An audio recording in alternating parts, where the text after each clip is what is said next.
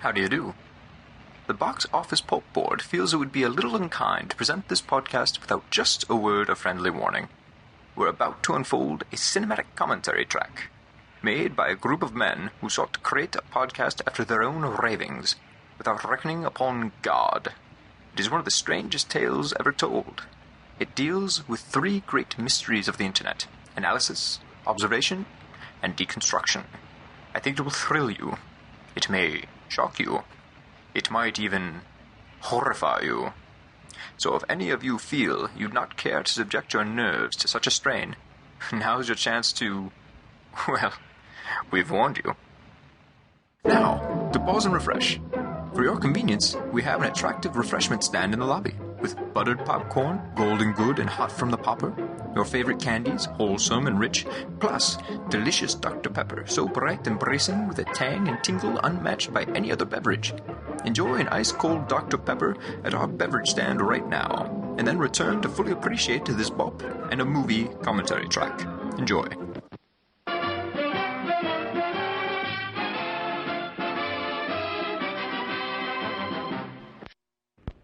I do my killing before breakfast. 7 o'clock. 8 o'clock. I do my killing after breakfast.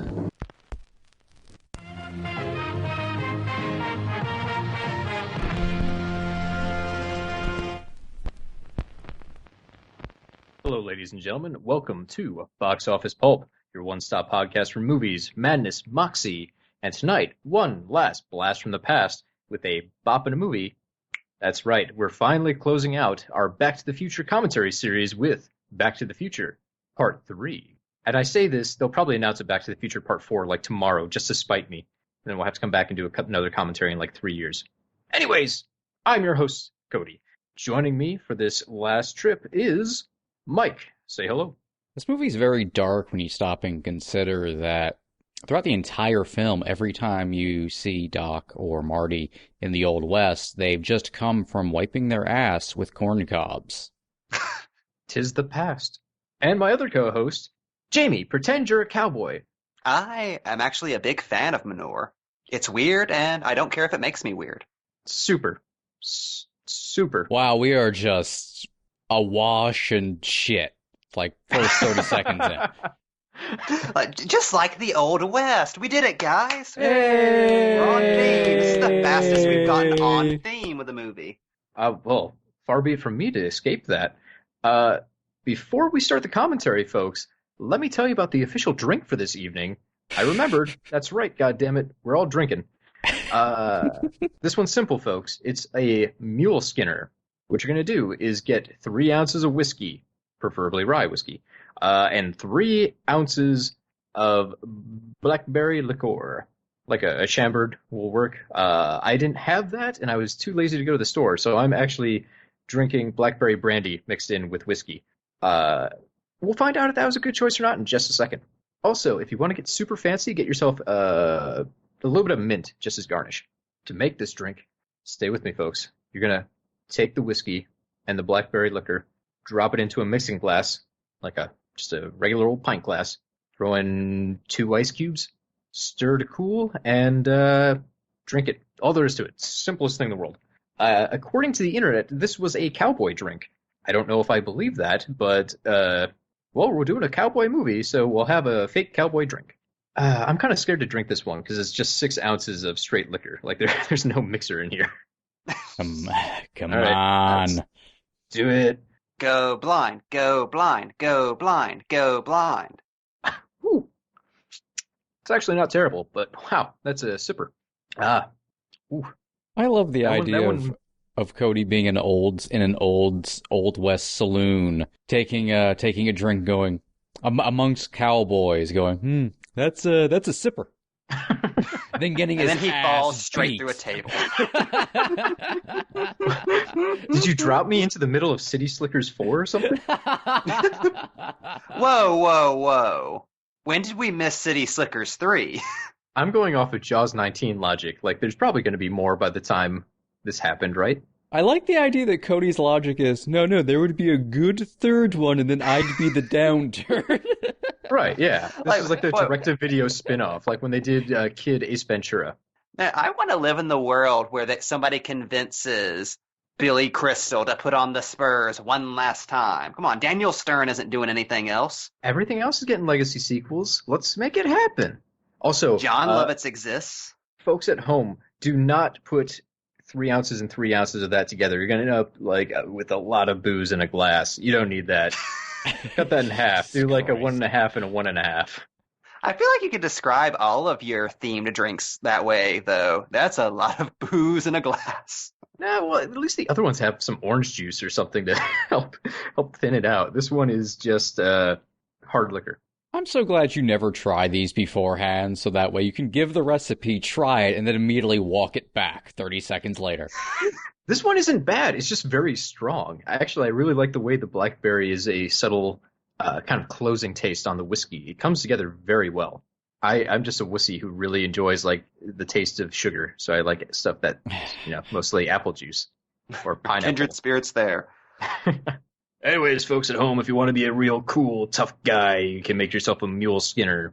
Or not. Let's move forward with our lives. So Mike is going to, if you're randomly walking into our Part 3 commentary first and you don't know how commentaries work, let me explain. We're going to watch the movie, we're going to talk over the movie, and you can watch along with us if you so choose. Or treat this as like a 2-hour-long normal podcast. It's your life, you run it the way you want. So Mike, will you do us the honors of counting us down into Back to the Future Part 3? Okay. 1, 2, 3. And that's the power of love, baby. First thing, goddamn, I am a sucker for the nostalgia of seeing all the different Universal logos. It's yeah. easiest way to get me excited about a movie. Like, hey, remember when you were a child and Universal looked like this? It's funny, you always associate nostalgic stuff like this, like with brands, with what we're doing today, but no, this happens about every 15 years or so. I would have to check that out. I wonder how many times they've changed the Universal logo. Like, I'm not sure if we just saw them actually go through all the ones that they had available or if they just hit the highlights. There had to have been like a logo they used for like a year and a half before they realized they actually had, like Uranus up there instead of Earth or something. No, I will always be bitter that it is not eternally the Scott Pilgrim Universal logo. I know. That's the logo of the future, goddammit. I am a huge sucker, too, for any time a studio allows people to just tweak the logo to fit with the movie theme. I don't know why. It's a silly thing, but when you're like, oh my god, look, the Disney castle has London behind it for Mary Poppins. Ah! I love it. Oh, one of my favorite recent examples is still Ralph doing the 20th Century Fox fanfare in the Simpsons movie. That's the best joke in the movie. Still fucking kills me every time. While we're doing the recap of Part 2 here, let's get our Back to the Future facts out of the way. They're identical to the last two movies. I don't know why I'm still saying them. Directed by Robert Zemeckis. Screenplay by Bob Gale. Cast: Michael J. Fox, Christopher Lloyd, Lee Thompson, Tom Wilson. Music: Alan Silvestri. Cinematography: Dean Cundy. Same editors: Arthur Schmidt and Harry Karamitis. We get to new stuff now. It was released May 25th, 1990, about 6 months after Part 2 came out. And the budget was, again, $40 million. The return on that was $244.5 million. A little bit of a step down from Part 2. But that's not too big of a surprise considering the previous entry came out less than a year before this one. There was, I imagine, some amount of burnout in fans.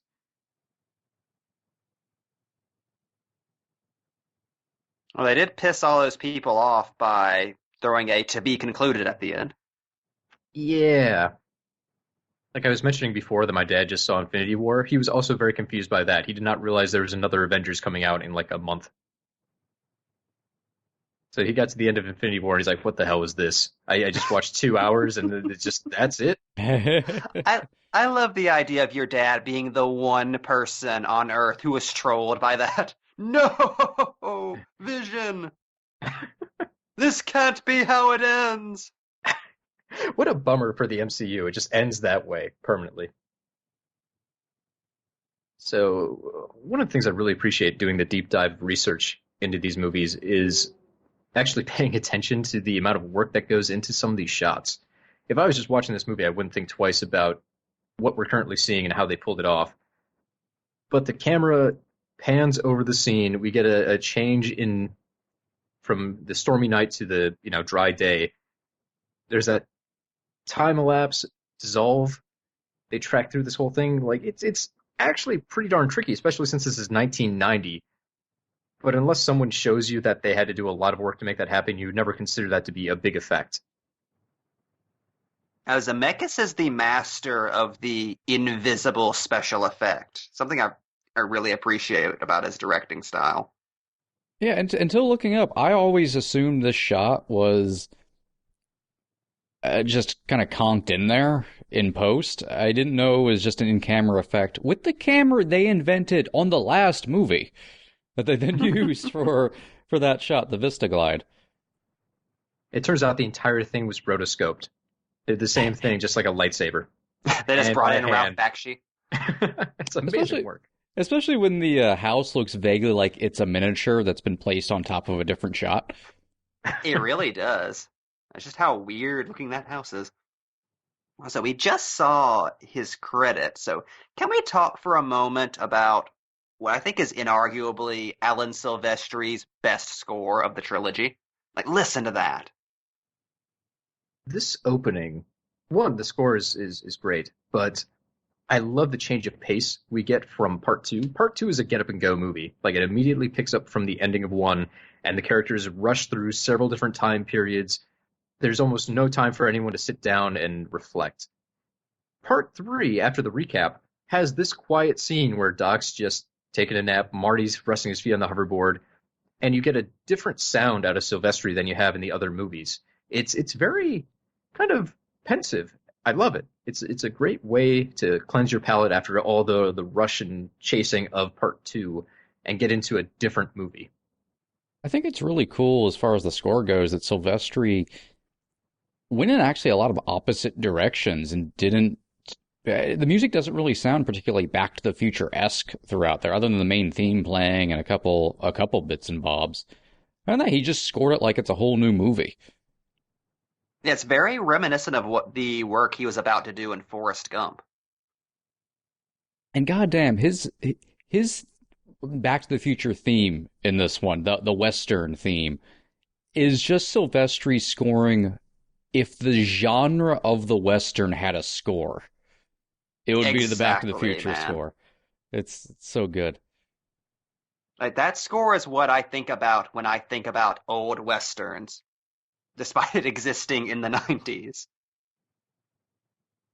Which is so perfect. And it is for what one the of film's going for. the greatest movie earworms ever. Yeah.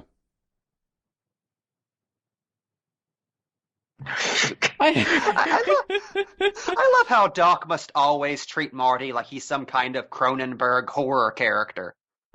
Ah, my best friend, get out of here! I want to know. You're saying you time traveled in this time travel movie? Impossible! I want to know, like, what's the version of this story in which Doc is correct here and Marty's lying? Yeah, I just appeared here for no reason, Doc. Gotcha. April Fools. I'm a wood nymph. I'm small. I think he thinks that Marty is some kind of agent of the time police that's taking the form of his best friend, like the Black Racer on The Flash. Future baby sent me.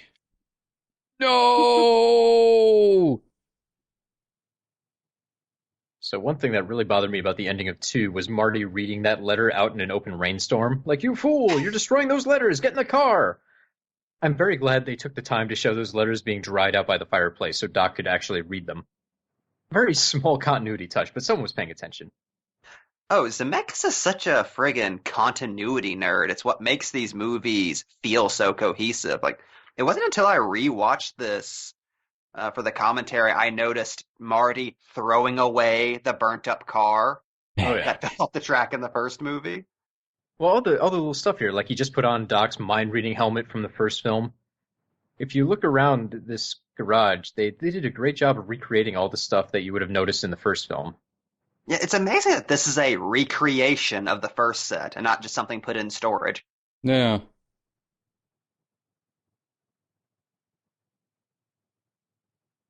I do love Marty just fucking with things in the background because he's had a really long goddamn day. He deserves to just hang out in the 50s for an afternoon. That's the nice thing here. There's no real urgency. They can just go back in time whenever they want to save Doc. Yeah, Marty's Like, read it's the not letter like- at this point, so Yeah, the guy's been dead, for decades already. There's no rush. We can take like a week here if we want. Which is a little counterintuitive. You would assume in a dramatic movie you would want as much urgency as you can pack in, especially for part 3, the big climax and finale. But I feel the opposite holds way more power. Them just getting time to appraise the situation, kind of goof off of each other, makes me appreciate this much more. They're setting up a new thing of stakes for Yeah. one specific movie instead of trying to make this part of an overarching big deal. And it places more emphasis on the time crunch in the third act, which would kind of get lost in the shuffle if it were a holy shit, we have to save Doc Brown right now story in the first act. can someone tell me what this chess machine is right here? You don't What? want to know. What does that have to do with the dog playing chess? It's 3 seashells. The world wasn't meant to know. Your friend in time. Dracula.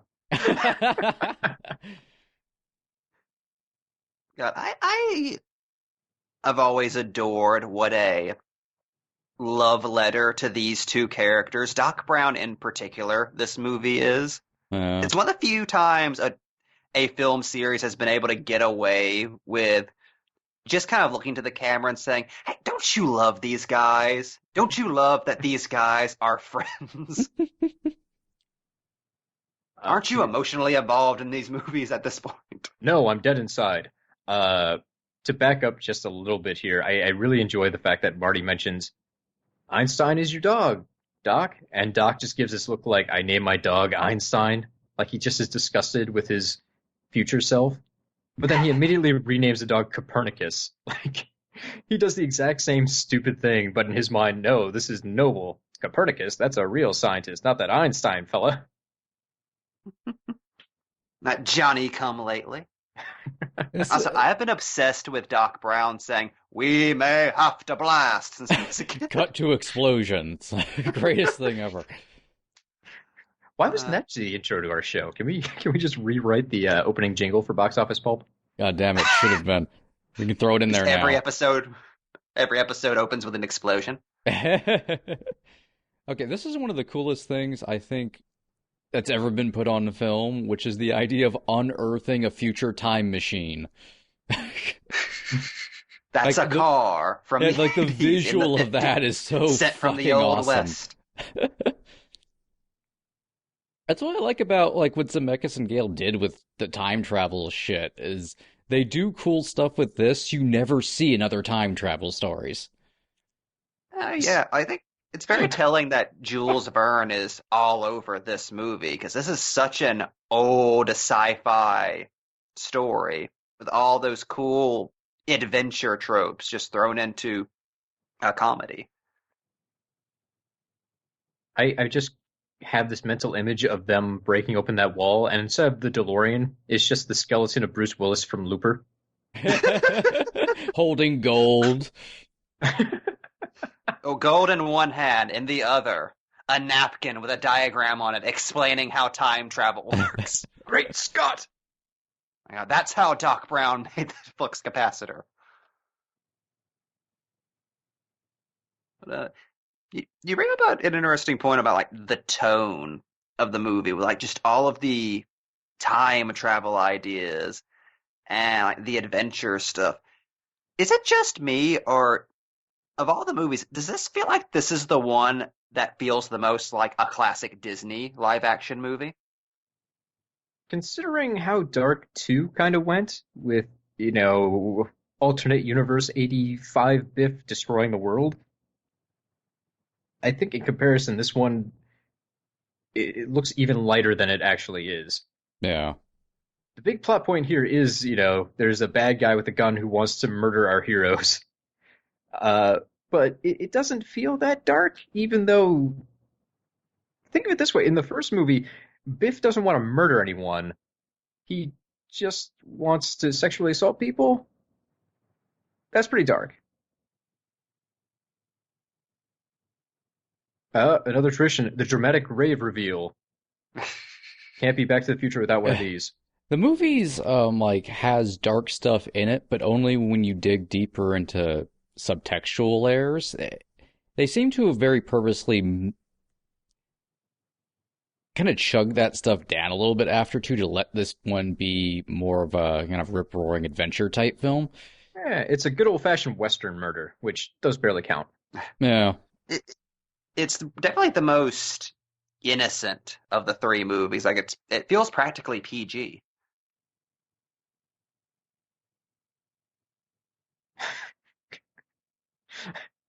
Doc, you're a man of science. Also, it is my dream to be shot in the back over a matter of $80, just so I can have that on my tombstone. I really like that they bothered putting that on his tombstone. Also, wasn't this They want PG? future generations to know this is sad. But wasn't this rated PG? I believe so. Yes, it was. Oh, excuse the hell out of me. That's kind of a weird thought. Again, looking back to the first two ones, that the final entry in this franchise is a PG family movie.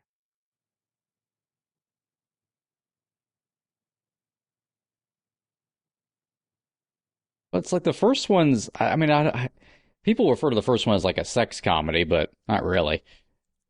Yeah, there's not really a lot of sex there. It's not a Porky situation. There's just that kind of taboo sexual thing of mother and son. Yeah, it's more of just this unique, I guess maybe vaguely screwball comedy in a way. And the second one is a dark sci-fi picture, and this one is a family western with a sci-fi tinge. Yeah. Again, it's amazing considering 2 and 3 were filmed back to back that you get stories that are so separate, so stylized differently. Like, they don't seem like the things they would have made right next to each other. Part of that, too, in my mind, is just the massive difference in quality between the two films.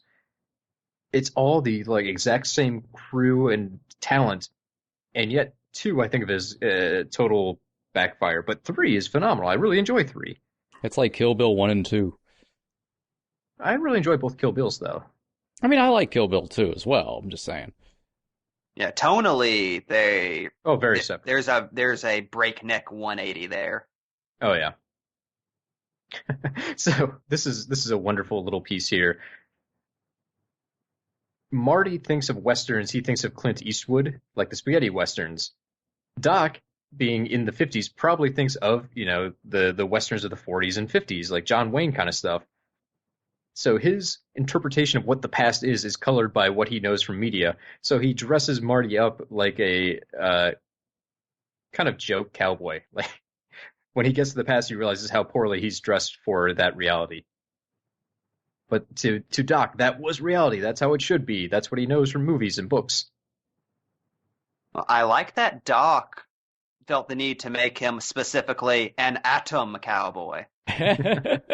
No, you have to go out there and rustle up some science. I like how Doc just had that on hand.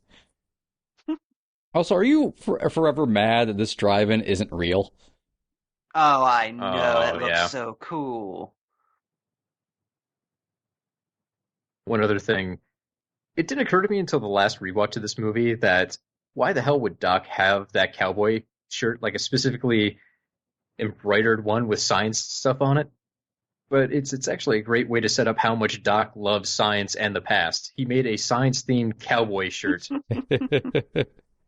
Recreationally, just to have in case he wanted to be a cowboy for a weekend. It's a side of Doc we didn't get until now. It's not like in part 1 he's got like a diorama of horses and stuff in the background. But well, I just love how because of they sell it. bullshit throwaway line at the beginning of part 1, you can track Doc's fucking love of the Old West.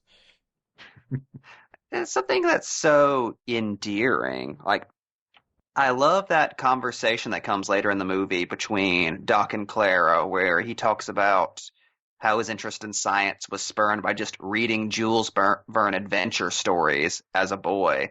Like, it's I like the subtle character arc between the first movie and this, where going on a science adventure essentially renders Doc a big kid. Because he's fully embraced that spirit of adventure by the time Marty comes back to rescue him. Oh yeah, Yeah. he's totally cool with where he's at. With his science gun. For no reason. Like, let's just steampunk this gun up a little bit. Because he's having a Speaking good time of- of it. Speaking of, I have always, like, of all the car designs, for whatever reason, the steampunk DeLorean in this movie has always been my favorite. Just it Oh, it's having so cool. bulbs on the hood is amazing.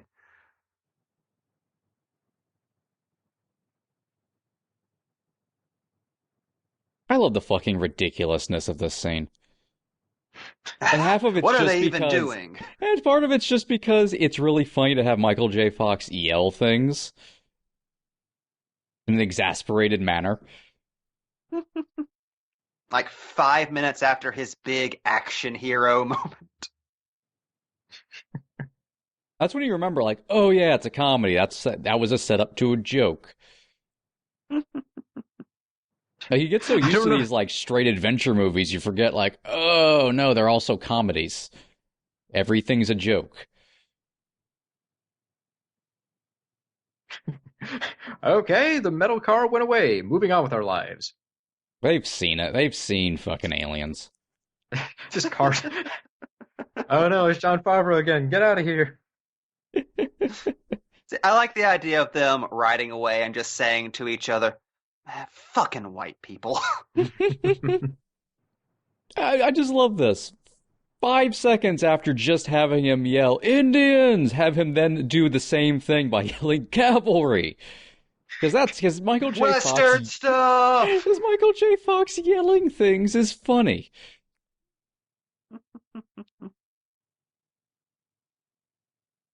Like, that's some Simpsons level joke writing there. Just like, just repeat the same joke, like in the same scene.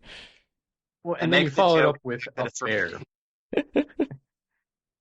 Like, you get the first 2 charges, and then immediately followed up with there being arrows stuck in his car, followed by a bear scaring him off. It's I love how such we're just quick in- escalation. I love how we're just in the beginning of A Princess of Mars now.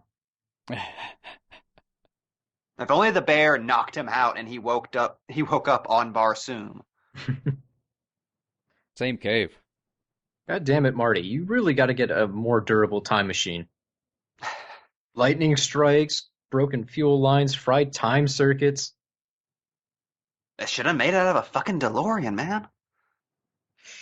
Bad choice. Been better if it was a fridge. The time machine should have been just like a... fridge would have worked. Like a lead-lined fridge. I was going to say like a gun safe, but then it'd be hilarious that Marty goes back in time, but he doesn't have the keys, and he just dies inside of that.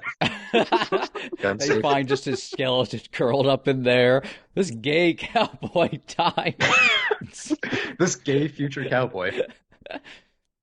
Imagine how weird that would be. You get like a time capsule from the future instead of the past, and you crack it open, there's just a dead time traveler inside. Oh my god, look at the atoms on his shoulders. He's some kind of spaceman.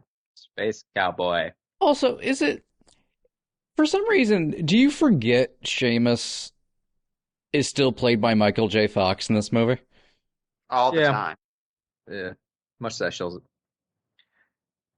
So there's the famous George Lucas line talking about Star Wars that they're a lot like poetry in that the movies kind of rhyme and you get a lot of the same scenarios kind of played out in a remixed form, which I really enjoy about this movie because it takes tons of stuff from the first movie and plays it or inverts it or just casts it in an Old West trope. Like here, Marty gets knocked out and he gets taken to recoup at his relative's place. The fun thing here, though, is this time, instead of his mom having the hots for him, it's what is great-great-grandma, and she is not interested in him sexually at all.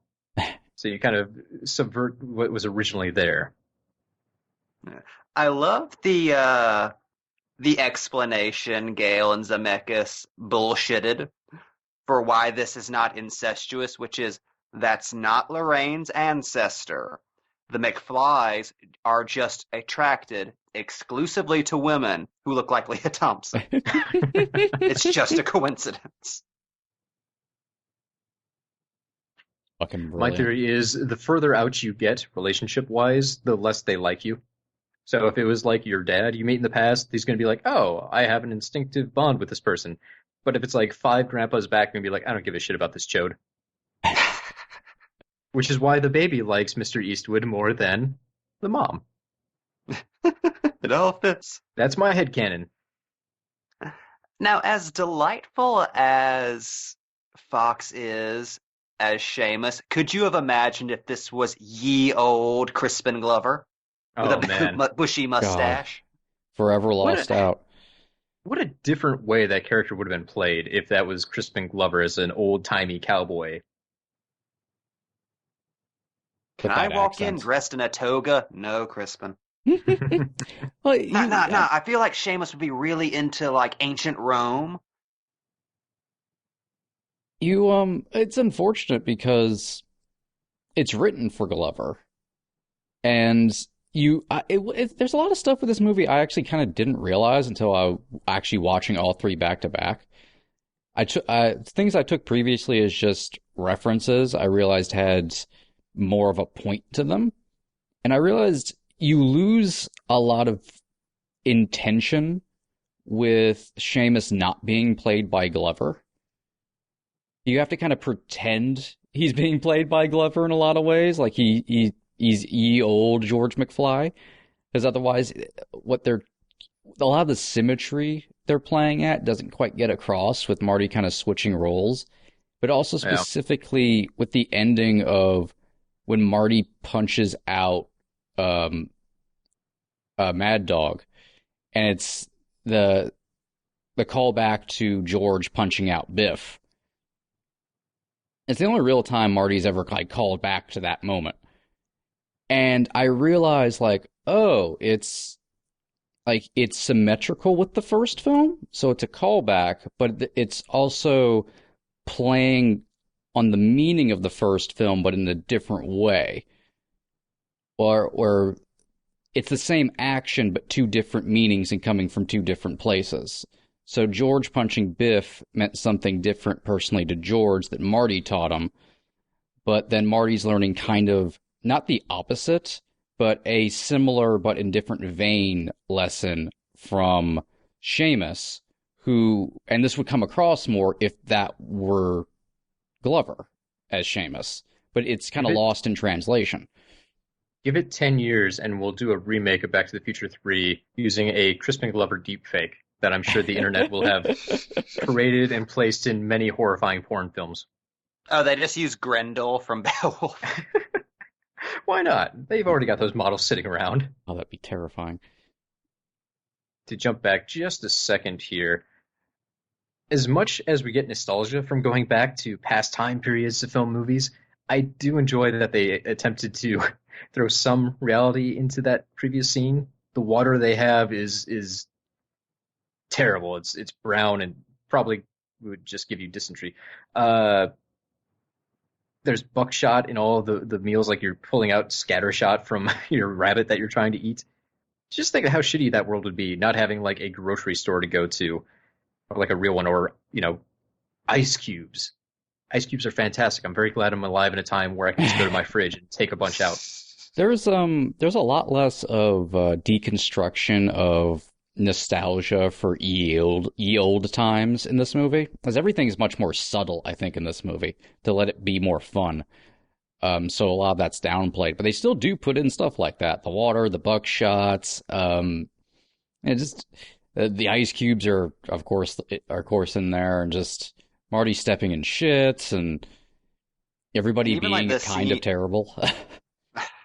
Even the scene earlier in the movie where they're going through uh, Mad Dog's rap sheet, and they mention he killed 12 men, not counting the Chinese or Native Americans. Yeah. And yet, Doc still enjoys the place, which seems Well, as realistic. A lot of us like things that we realize are not fantastic or problematic or whatever else. That's just human. well, as we know from his line about the Japanese, Doc Brown is very, very racist. I love the story Gale tells about how this scene originally played out with Marty accidentally getting horseshit on Mad Dog's face, and somebody who was actually familiar with the time period having to put him aside and say, everyone was covered in shit back then. No one would care. Like, getting a spittoon thrown on you would be insulting. He probably already had shit on his face when he walked in.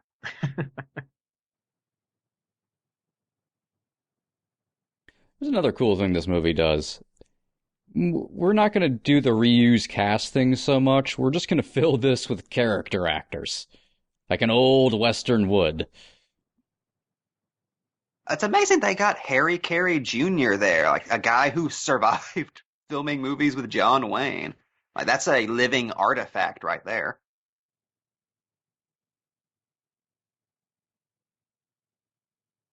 We don't have ice water, you fool. Get out of here.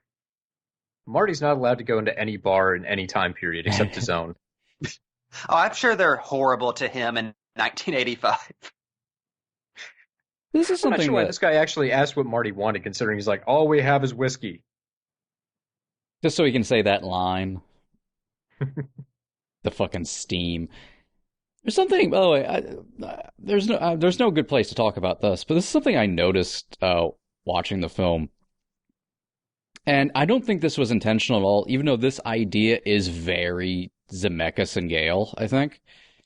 Which is, if you ever noticed, everybody in this town is horrible and bloodthirsty, which of course is supposed to play into Marty's fucking storyline, but the only people that aren't are the McFlys, who are immigrants who weren't born here, and all the Americans are pieces of shit. Yeah, I never really picked up on that, but yeah, you got the McFlys, and you have Brown himself being from an immigrant family, Yeah, they do mention from the that. Braun Brauns, which I've always taken to mean that Doc is related to Werner von Braun, which has horrifying implications. But you are right. That is like this. The entire McFly family is such a gentle and loving portrayal of an early first generation immigrant family.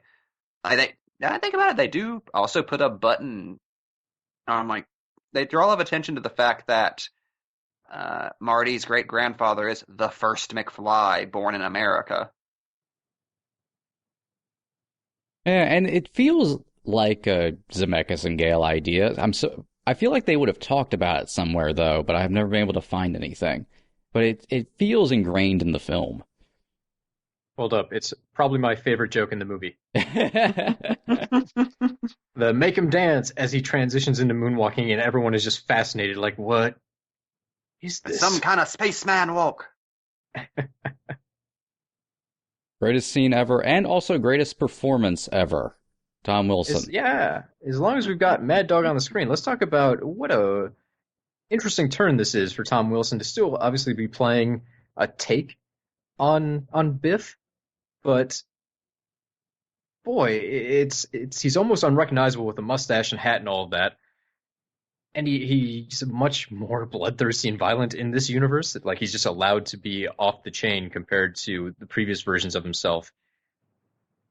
Yeah, he's not really doing a comedic performance at all. Like, if it weren't for the stupid shit that's coming out of his mouth, Mad Dog would be terrifying. He's just a real Western villain. Yeah, Tom Wilson would have actually done pretty well as like a genre heavy if he. It's like he should be never battling said Lee that. Marvin or something. So stopping to think here, we've had Wilson portray 1950s Biff, 1980s Biff, alternate 1980s Biff, Old Man Biff from 2015, Griff, and now Mad Dog. He's essentially played 6 different versions of the same character over 3 movies. And all are different. And don't forget, he was super villain Biff in the Back to the Future ride. Still the greatest Biff ever. It's true. With his signature weapon, the wrench. Yes. I'm convinced that the only reason you see weird Reek Biff again at the very end of this movie was because Galen Zemeckis wanted to make sure the audience appreciated the fact that this is a completely different performance from anything you've seen from him in these movies. No, appreciate this. Look at these 2 polar opposite performances. When I was a kid, I didn't know it was the same guy. I just thought it was a different actor. Yeah, well, it definitely seems like it. It's a different voice. The costume is, very different from all the other versions of Biff we've seen. He holds himself differently. He plays it differently. Yeah, it's strange. Kind of makes you mad looking back, like, why wasn't Tom Wilson a bigger deal? Yeah, like, the guy had great chops. Well, like Cody just said, can you imagine him being a genre heavy? Could you imagine if he got into horror? Like seeing Wilson as a slasher in something? Wilson versus Sadler. I was going to say, I could see him being the sheriff that gets off after trying to hide the town's dirty secrets too long. Him going toe-to-toe with, like, Tom Atkins or something. God, he's the only one who could defeat Atkins. Especially if he had a rival mustache. Oh, baby. Also, I love this fucking Simpsons paint my chicken coop argument that's going on here. Those corn muffins were lousy, Doc Brown. Every back and forth with Mad Dog is fucking brilliant. I did some number research here. So $80 in 1885 would be worth approximately $2,071 in today's money. Which Damn, is... I'd shoot him in the back, too. Yeah, Doc deserved to die. Pretty much. And that number is funny because it's pretty close to the amount of money that Biff owed for his car cleaning bill if you were to convert that $300 bill, I think it was, into 2019 dollars. And you know those motherfuckers did.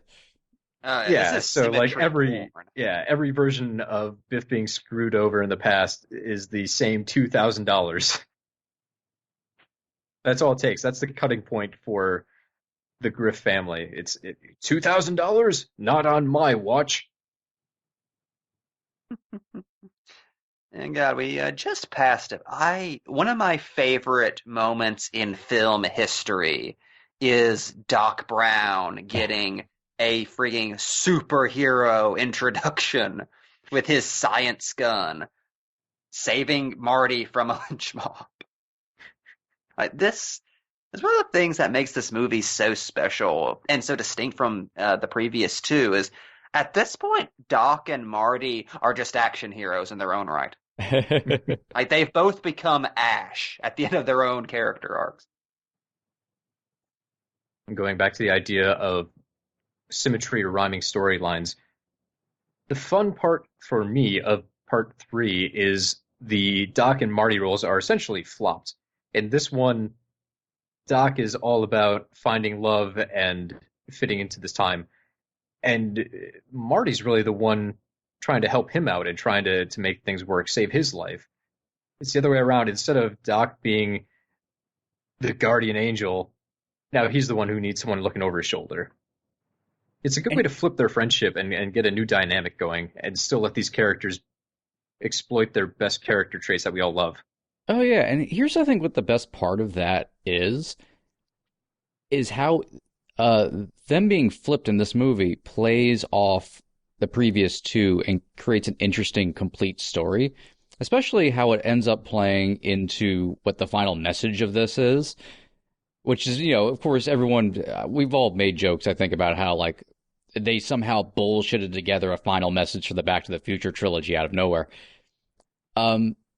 But you actually pay attention, it sort of tracks, and that's the free will thing. In the first film, Marty's right. Like, Marty's right and Doc's kind of wrong. So Doc reads, puts Marty's letter back together, and, Marty changes the past. Doc changes the present because of Marty as well. In part 2, Marty's wrong, Doc is right, and they have to fix everything based on what Doc is saying.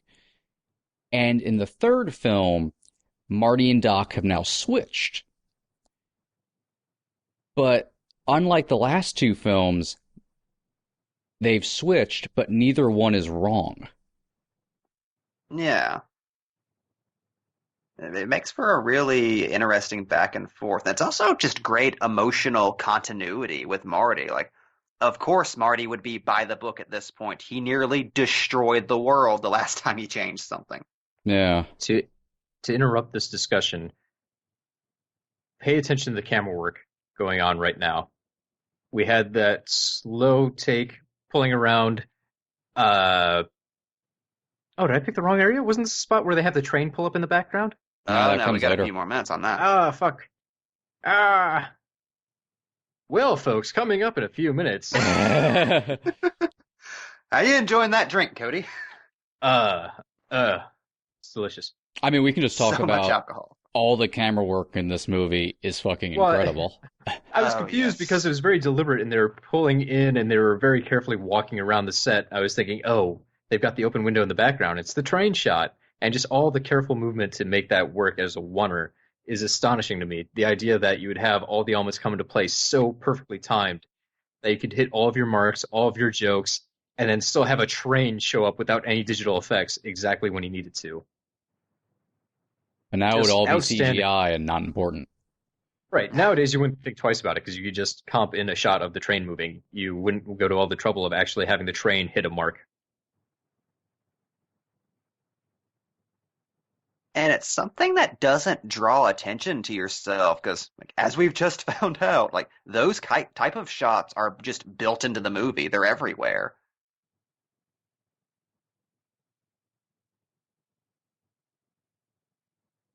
So that was like the weakest brainwave ever, Doc. I'm sorry. What if there was a hill? But like a steep hill. This is like a Tim's Hill in Wisconsin kind of hill. It is funny, they never tried the hill idea first before going to the train. Well, the fact the train looks like it comes out of Doc's head. I Fucking know. brilliant. They do that nice little move where they step in and they zoom in on Doc a little bit to actually hide the train coming into place, but still have it framed perfectly so you can see the full train by the time it needs to make its joke. I don't know how many times they must have tried that shot, but I'm assuming it was several wasted days. I'm sure. Also, I love this conductor so much. He's so Just good. the world he brings with him. Oh, fearless Dan Fargo over there. What in tarnation? There's so much storytelling just in the way he talks and the way the way he chooses to phrase things. Like 100 times in these commentaries, the mark of a truly great movie is when even the ancillary background characters stay with you.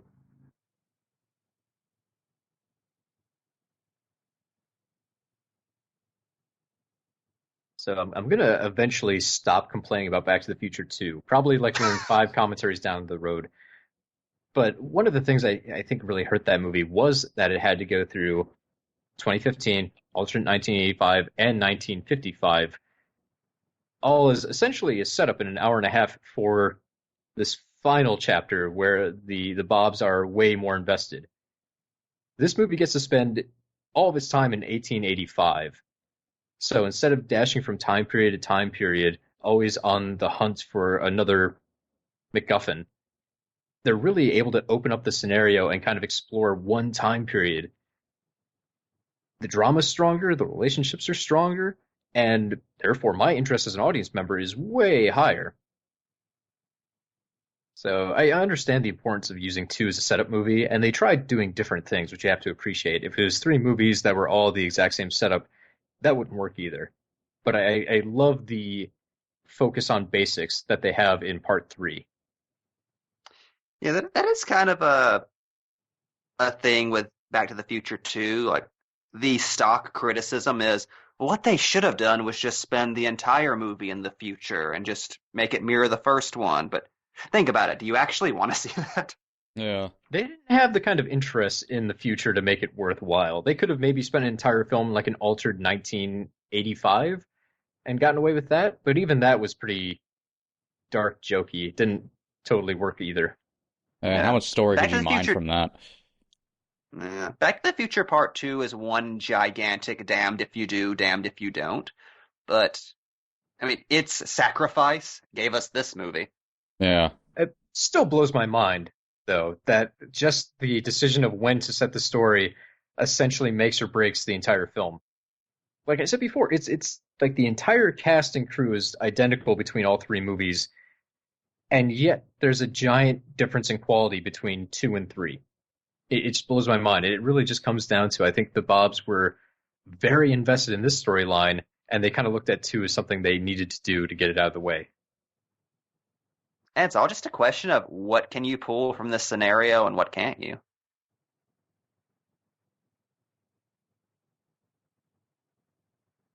So the Bobs have said hundreds of times that there's never going to be a Back to the Future 4 or a reboot or remake while they're still alive. Like they own those story rights. They're not going to let anyone play with it. It's a little bit of a shame in my mind, though, that we didn't actually end up with them just doing a series of Back to the Future movies. Like, just imagine, instead of doing 2 and 3 back to back, maybe they did 2 and that was a success, and then they did 3 and that was a success, and then they decided, well, fuck it, part 4 is a dinosaur movie. Marty goes all the way back in time to dinosaur days. Just imagine all the weird scenarios they could have made full movies out of, different time periods and different areas to throw Marty into.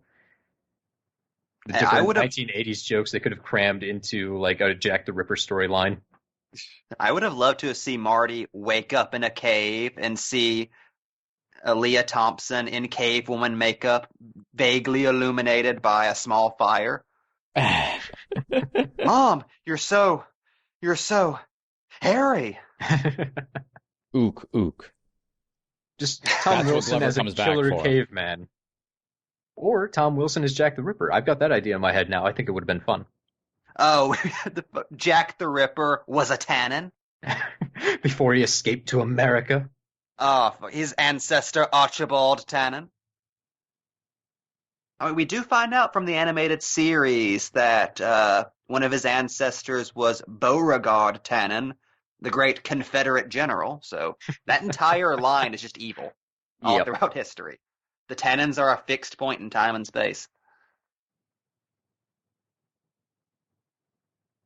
I mean, we do have Mary Steenburgen from Time After Time here, so we're halfway to Jack the Ripper. I forgot about that. Hey, we liked you so much in that other thing you did. What if you did that exactly the same? God, have you seen like Mary Steenburgen lately? She looks like about 8 years have passed. That was incredible on the special features. It's like, what the hell? Was this archival? She's got that Paul Rudd thing going on where she's just locked in her peak forever. As it should be. It's all because they stopped her from falling into that ravine. Mary Steenburgen, who made us believe Christopher Lloyd as Doc Brown is an attractive man. She's just so attracted to his science. Oh, and his big puppy dog eyes. Like that's good. A great actress and great dialogue when they can just tell you Doc Brown is beautiful and that any woman would fall for him, and you believe it.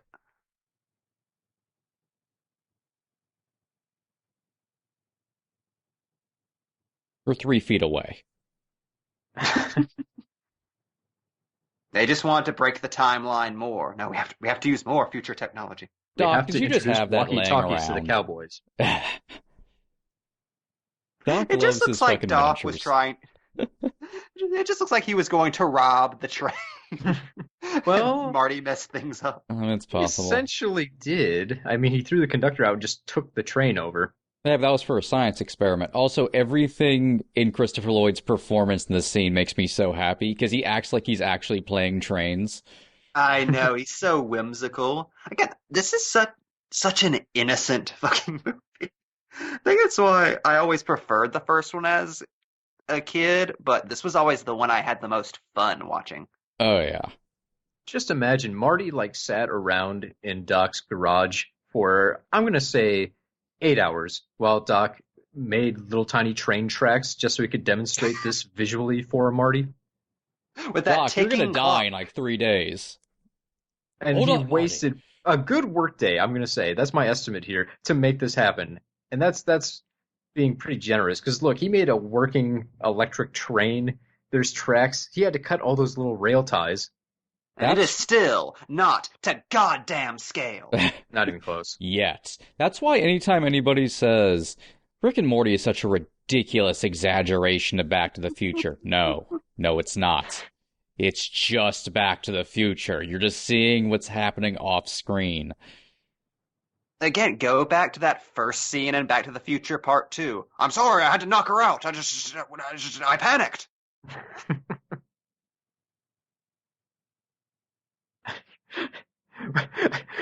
I like how they have to cover the DeLorean. Like she's going to walk in and be like, hey, is that a time machine?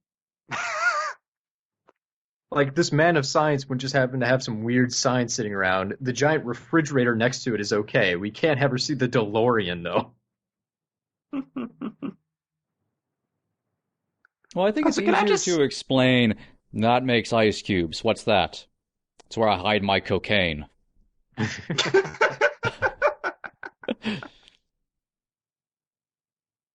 No, it has to be time appropriate. That's where he hides his opium. Of course, I'm sorry. Which I'm sure Brown got into in those 6 months. Hold on, I have to do some science diving. Google, please tell me who invented cocaine. And we've officially hit this point. Please tell me it's Herschel P. Cocaine. Okay, so I just searched who invented cocaine.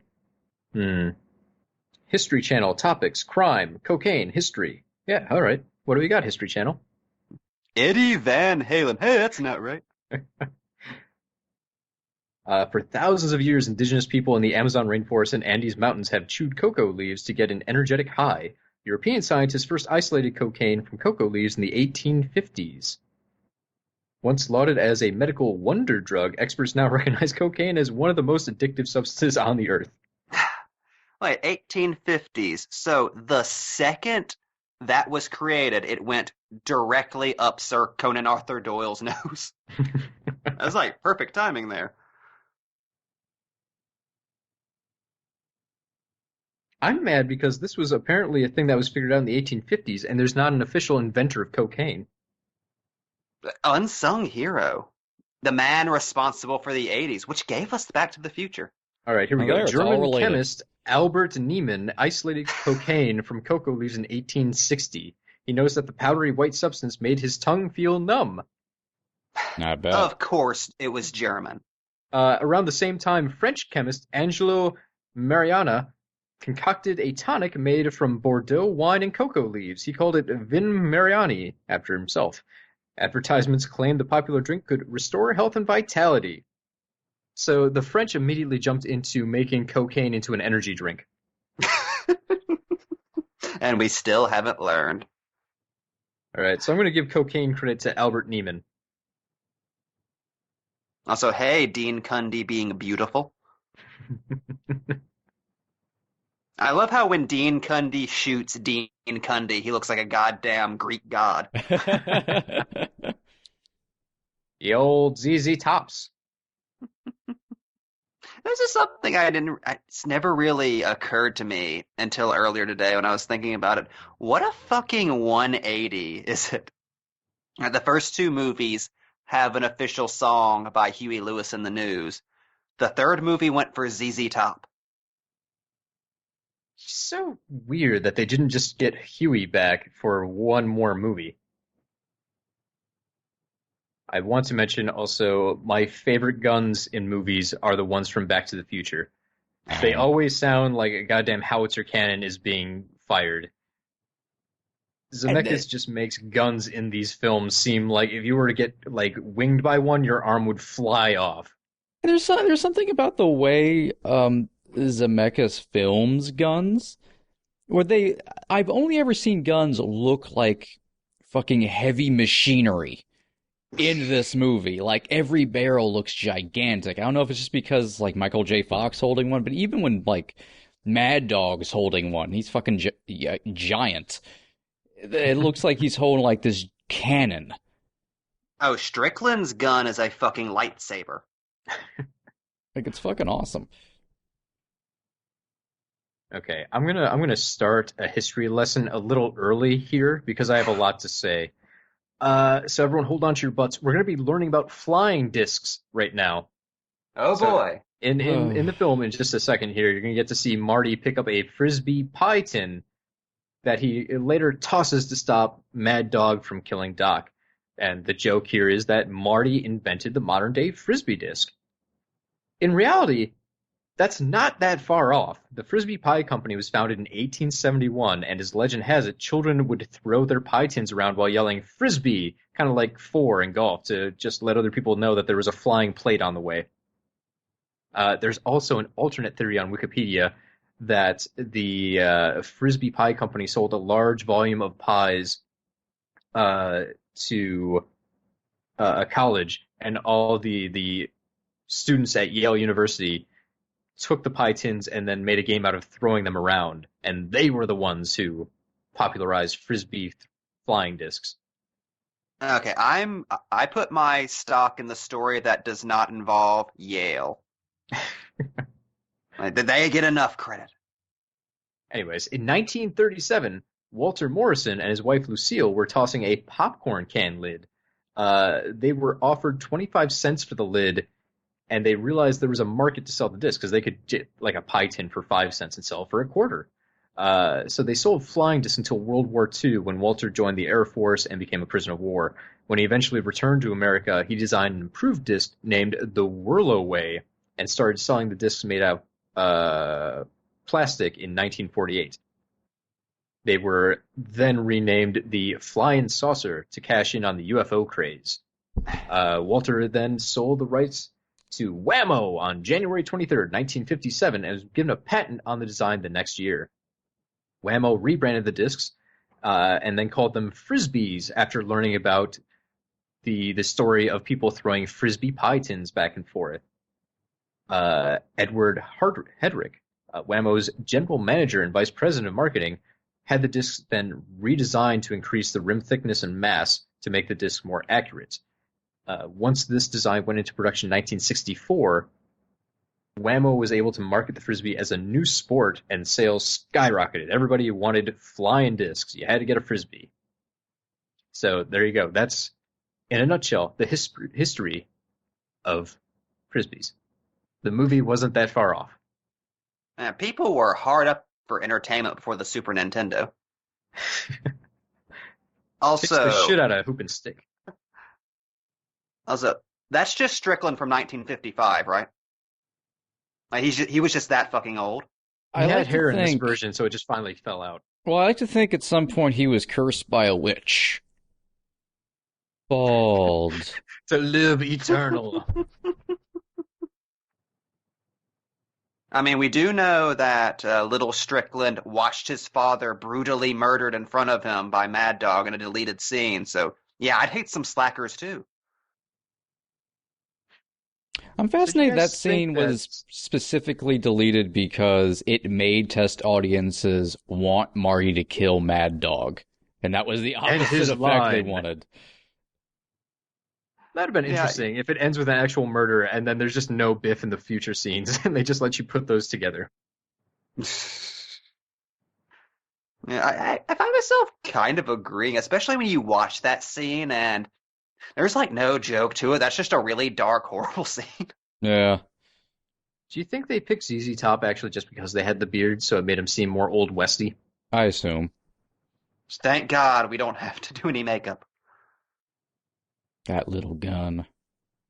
That's something I think like contributes to how whimsical this movie is. Like even Buford, like being a horrible Old West villain, he ends up coming across as kind of a rascally Disney Western villain.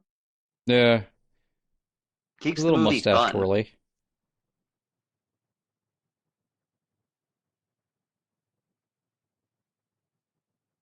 Although this part is fairly dark compared to most of the other things, like him talking about a man bleeding to death from the inside because of a Derringer bullet lodged in his lungs. Like, The Oh, most fairly realistic real. thing in this movie. yeah, fairly grim compared to most of the other fun things here.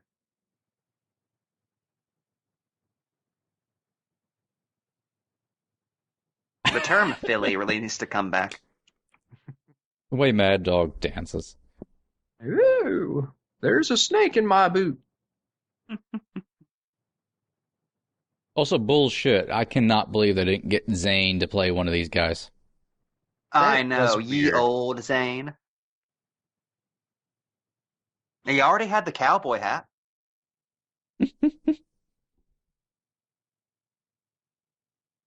And the bad thing is, if Zane was part of the gang, we could continue to make Demon Knight jokes. Like, no, that's just that dude.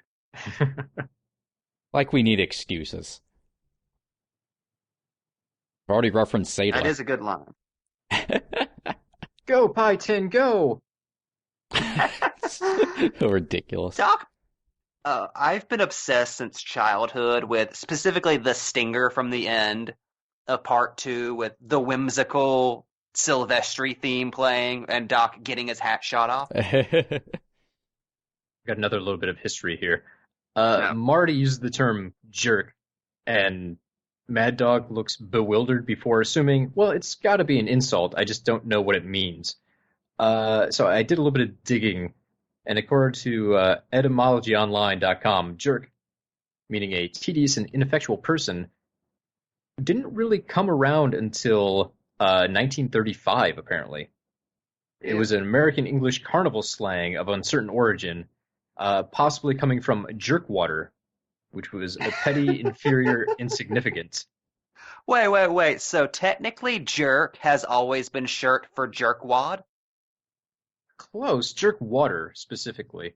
Oh, with a T. Yes. A lot of people think it came from, it might have possibly been influenced by the verbal phrase jerk off, to masturbate. Some people thought it came from the song Big Rock Candy Mountain, because there's the line where they hung the Turk that invented work. Most people hear that line as where they hung the jerk that invented work. They were actually referring to Turkish people, and that song's surprisingly more racist now than I ever realized. Yeah, way to shit on that, Cody. However, there was the term soda jerk from 1883, which was the pulling motion required to work the taps. You had to jerk the taps. So essentially, Marty, when he calls him a jerk, Mad Dog is confused because he's telling him, like, hey, you're a guy who pulls on stuff. So if you ever Which, need again, to just leads back confuse to your masturbation. old-timey rival, yeah, just say, like, new-timey slang and make-up words just to really throw them off their game. Hear that, time travelers? We know you're listening. Listening Go for back. tips. Just start calling people jerkwaters, and we'll be confused as hell. Oh yeah, and going back to like actors who really get to spread their wings in this particular movie. I love seeing James Tolkien get to be a version of Strickland who's actually good at what he does and reacts appropriately to situations and just seems like a good dude. That's it. He needed to be dropped into the Old West. Biff should never be in the past because the less social mores out there, the worse he is. Like, he needs to be strictly controlled by society. Something I'm very curious if this was intentional on their part or not, because I've never heard them talk about it. Their portrayal of Buford is way more historically accurate than most Old West villains. Like, people like Billy the Kid were Biffs. Like, they were just douchebags that annoyed everyone in town and occasionally shot people in the back because they were all cowards. We're now being sued by the descendants of Billy the Kid. Well, this entire series has been we've talked about has been great at going to pop culture nostalgia and then tearing the glisten from it to show what things were actually like. And there is definitely a lot of that here, and particularly with Buford. And it begins the second you see him, where he just says, "No, I don't like being called Mad Dog. I will fucking kill you if you call me that again." Yeah, it does not line up quite with the mythology. Which again was true of like Old West villains and like gangsters in the 20s. Like if you called Babyface Nelson Babyface, he would shoot you in the fucking head. Yeah. No, I've seen Oh Brother Where Art Thou. He would just murder some cows. So we just jumped past Marty's ancestor giving him some words of wisdom about, just his fatal flaw. Which I like, because they set that up in part 2, but they can't conclude it because they have a third movie to worry about. The third movie really gets to take that problem Marty has and gets to finish it off. But before that, they go back and they strengthen it up for people that might have forgotten the stuff that was mentioned in 2.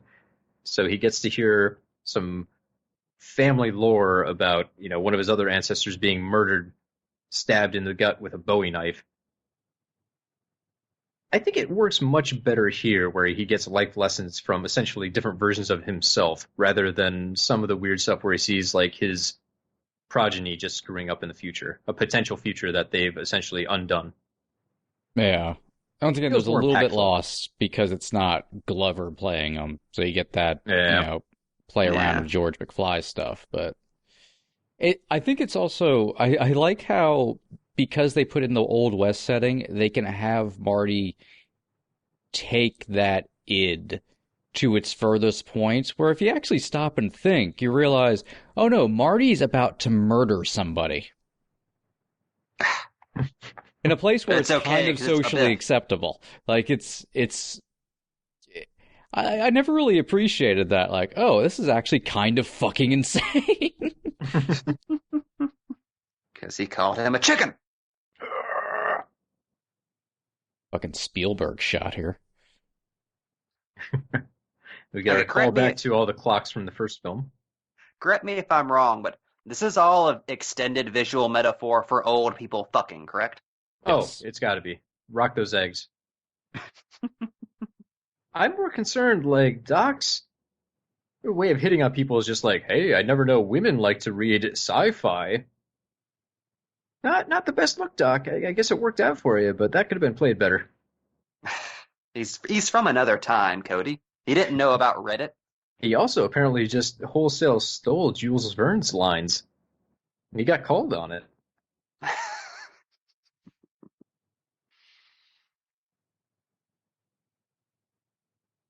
Something I never really appreciated about this movie, like this scene in particular, because it's always like his ass is always cropped out in the TV versions. Like movies were way more egalitarian about cheesecake I Yeah. was back in this era.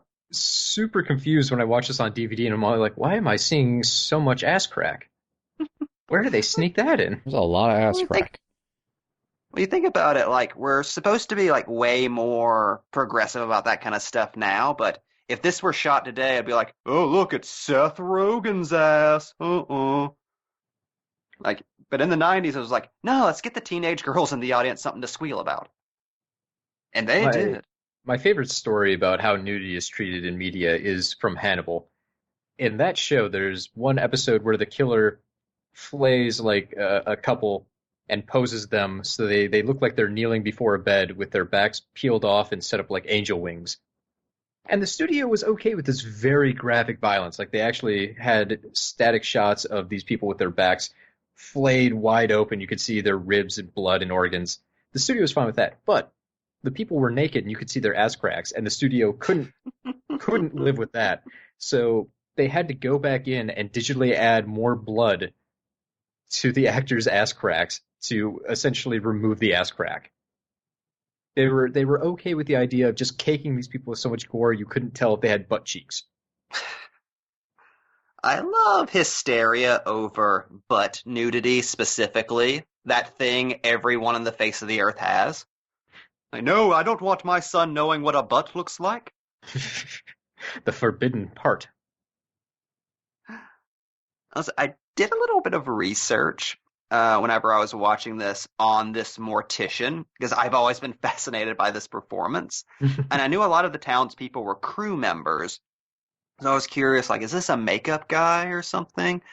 And no, he is an actor who's like done a lot of background stuff in movies over the years, but he did have one crew credit, which is he was the makeup artist on the original Frankenweenie short. This dude, who is a walking Tim Burton character, specifically a Tim Burton stop-motion character, was on Tim Burton's first thing. That amazes me. It's a small Hollywood after all.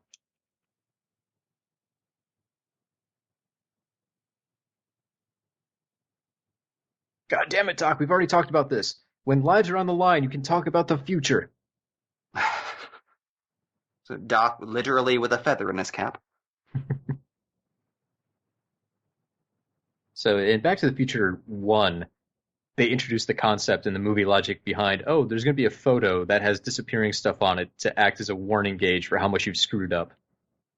And we get that carried over here, where now they have the tombstone they can use. Oh, whose name is on it now? Is there anything on the tombstone? I like how they double down on what's an effective tool, although a very silly one. Like, there's no denying that it's a very dumb idea that, you know, all these pictures and stuff would slowly fade out over time as you screwed up more and more of the past, instead of just being an off-on kind of situation. But it's so effective at what it does, you kind of just shrug your shoulders and move on. I love how it does subtly send the message to the audience, like, okay, you're used to Marty having to save the day and Marty having to learn a lesson or impart a lesson to somebody else. This is very much a story about both of these guys, and both of their asses are on the line. And depending on how this goes, one or the other or both might not make it out alive. Yeah. It's such a great raising of stakes. Man, Jennifer's going to be so confused when Marty is just dead in the past forever. In that gun safe. They just crack it open in 1985. Oh, that's where he went. Oh, the smell. God, the power of love is a funky-ass thing. That's where Huey Lewis went. He's still in the gun safe. No!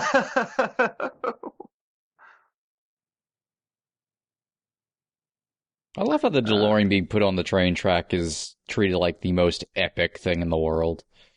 It gets a sting. Nothing to see here, folks. Just setting up the third act. Don't mind me. I like how Zemeckis does go out of his way to point out, no, this isn't bullshit movie logic. You can totally drive a car on a train track. People do it all the time.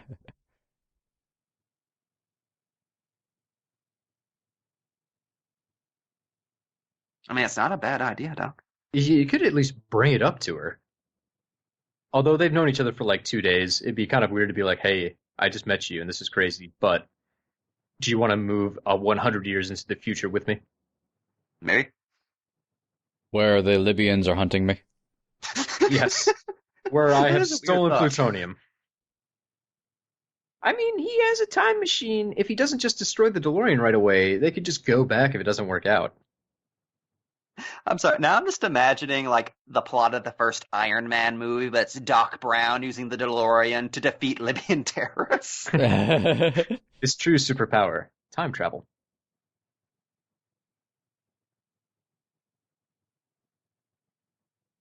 The drama. God, just imagine you had a breakup, and instead of having to be like, oh, now I gotta go find my own apartment because we signed a lease together, you have to also go, great, now I have to somehow get 100 years into the past. Oh, it's like somebody who moves for a relationship, but you're in a different point in time and space. So this is a pleasant-ass cabin. Oh yeah, very cozy. Yes. One Not rich bad school for farm.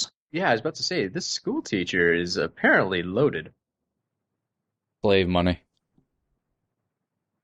She did Ah, say, goodness. when Buford's propositioning her, she's like, I'm worth more than the $80, which in our money, again, is over $2,000. She was saying if she was a prostitute, she'd be worth more than $2,000 a trick. Jesus, she could own this town. I love Mary Steenburgen making it very clear that she has a $1 million pussy.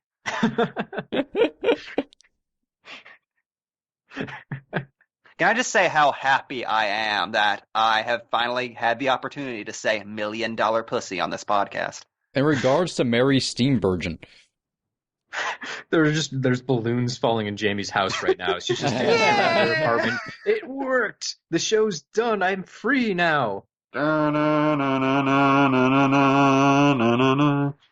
mean, she is the woman who won the heart of Doc Brown, the man who had room in his heart for nothing but science and that dog. And cowboy Impressive shirts. feat. speaking of Steenburgen and Clara, an impressive thing this movie does that you don't see end trilogy movies do a lot is kind of introduce a whole new supporting cast. Like Clara, we've never seen before, but through both performance and writing, and it was written for Steenburgen, so it's very symbiotic. Is they were able to create a character who does not feel like she's invading the story of Back to the Future. Like, who the fuck is this new character we're supposed to be invested in at the very end of the You're story? taking all the precious Jennifer time. You are right. Like, as much as I'll always gripe about the Jennifer stuff in 2, like, this third movie does a spectacular job of introducing a female character who not only engages the audience's interest, but who is, like, at the very end, allowed to go along for the ride, which I really love. Yeah. Like, she gets an action scene. How many movies have a sci-fi action scene with Mary Steenburgen where she flies away on a hoverboard? Not enough.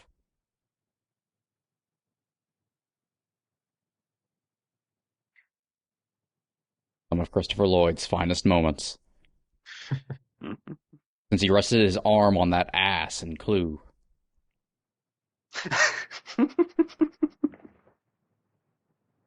It's amazing that this performance is so different from what you've seen in his other comedic roles that there was a moment where I was like, oh yeah, Christopher Lloyd was in Clue. It was like, that's total polar opposite performances. So I was really delighted to discover the entire reason this one-shot instant drunkenness joke exists is because by the time this movie was being filmed, Doc Brown was such a pop culture touchstone. Galen Zemeckis knew it would upset people to see him drunk. It's like, no, in 5 years, Doc Brown was already everything that was good and pure in the universe. I think of him as like a kind of a modern day hipster. He just wants to look cool by holding whiskey, not to actually imbibe. It's all for just the looks. Also, I love this old-timey man of technology showing off his wares to Doc Brown with the future in his hands. Once again, just coming in from a different movie. Every goddamn supporting character. So one facet of Back to the Future we've neglected to mention until now is the fact that Kathleen Kennedy was a producer on this trilogy. And I think everyone these days recognizes her name now. Yeah. But they might not realize she's more than just the head of Star Wars. Like folks don't realize all the things she's been a part of. She co-founded Amblin Entertainment with Spielberg in 1981. I mean, Amblin essentially is responsible for all of the 80s and probably our childhoods. If you look on IMDb, she has 96 producer credits on different TV and film projects. And as much credit as we give Steven Spielberg for molding pop culture, you got to give her a large portion of that too. She's been with Spielberg on all of his projects since he filmed 1941 in 1979. They've been working together to make projects since then. So she's done like 60 films, mostly as executive producer. She's garnered 8 Academy Award nominations and over $11 billion worldwide with her movies, including 3 of the highest grossing films in motion picture history. Like she's second only to Spielberg in domestic box office receipts, with over $7 billion as of January 2018 associated to projects she's produced. That's insane. She's had her hand in pretty much every big successful blockbuster for decades. That's what was always so hilarious about the man-baby outrage over Kathleen Kennedy, where it's like, you realize you wouldn't have literally half of the shit you enjoy if it were not for Kathleen Kennedy, you ungrateful children. I was amazed by the people that acted like she just appeared and they gave her Star Wars. That's what's so funny, is like, I'm acting like, who this person just came out of nowhere and did all this. She's just going to fail and Hollywood will laugh her off. Like, motherfucker, Kathleen Kennedy is Hollywood. She's been Hollywood for like 30 fucking years. She's the only reason the greatest producer to ever live.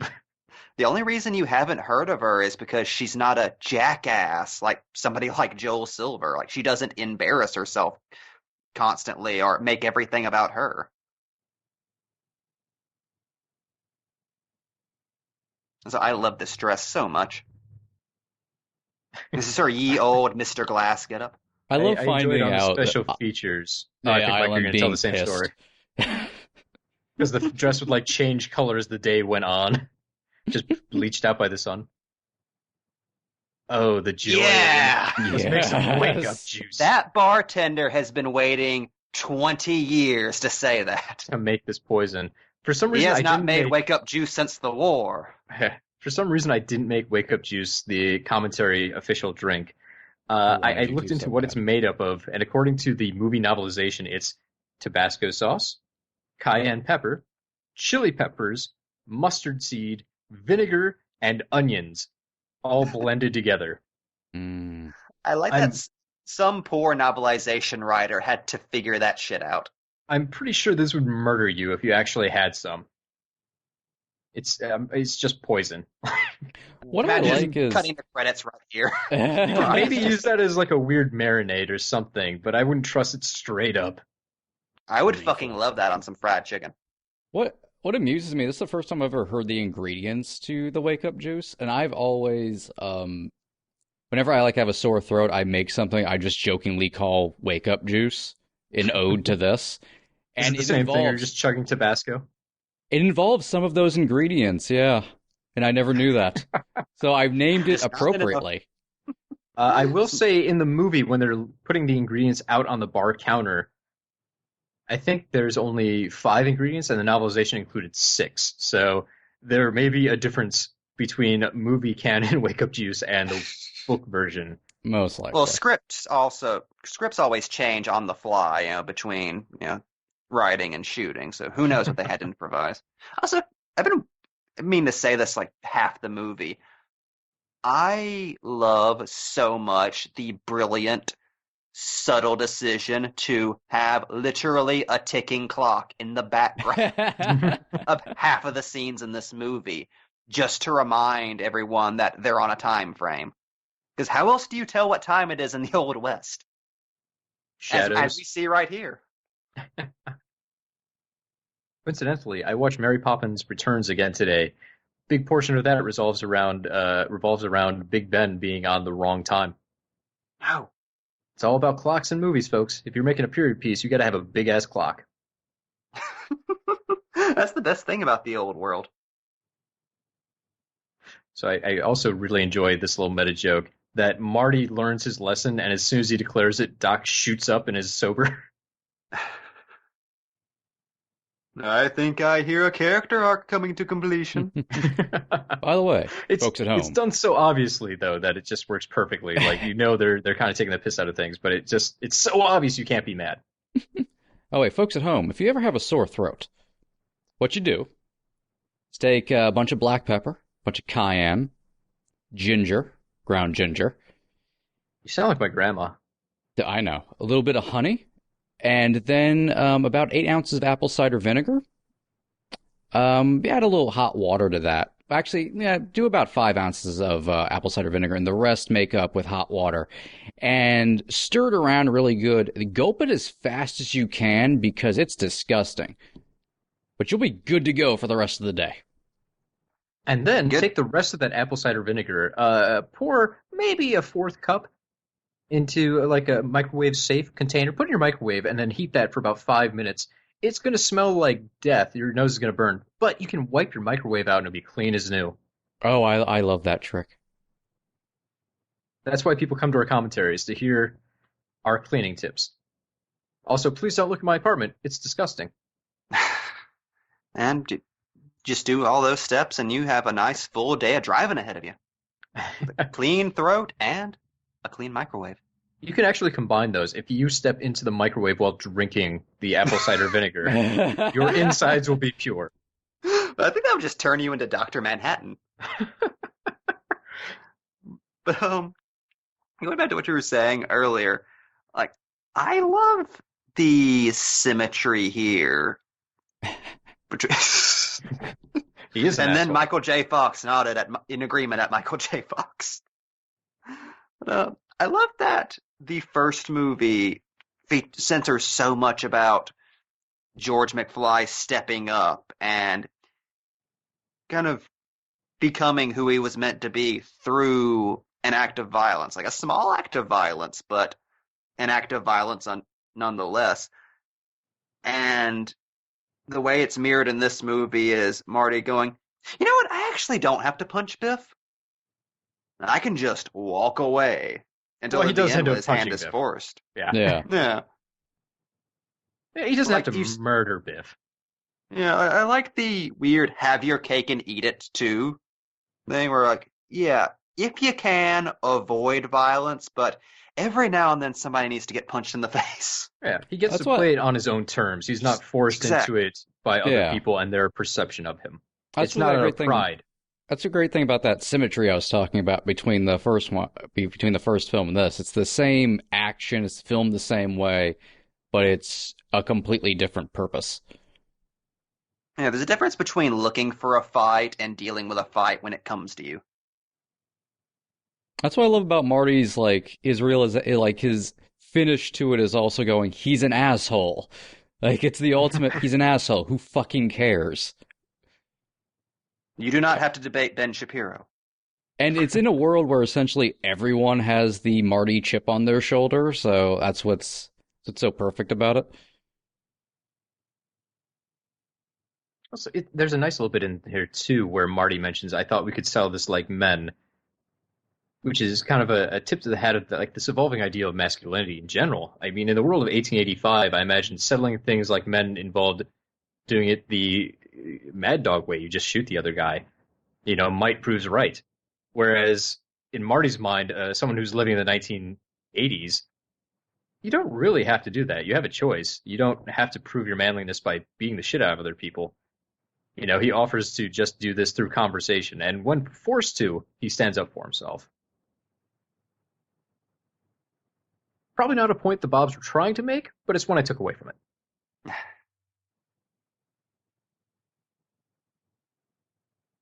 Can we all just take a moment to appreciate Michael J. Fox in 1990 getting to do a fistful of dollars standoff?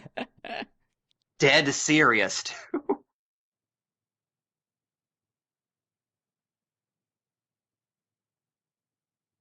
I would for sure die in a shootout like this because I get very confused as to how the countdown works.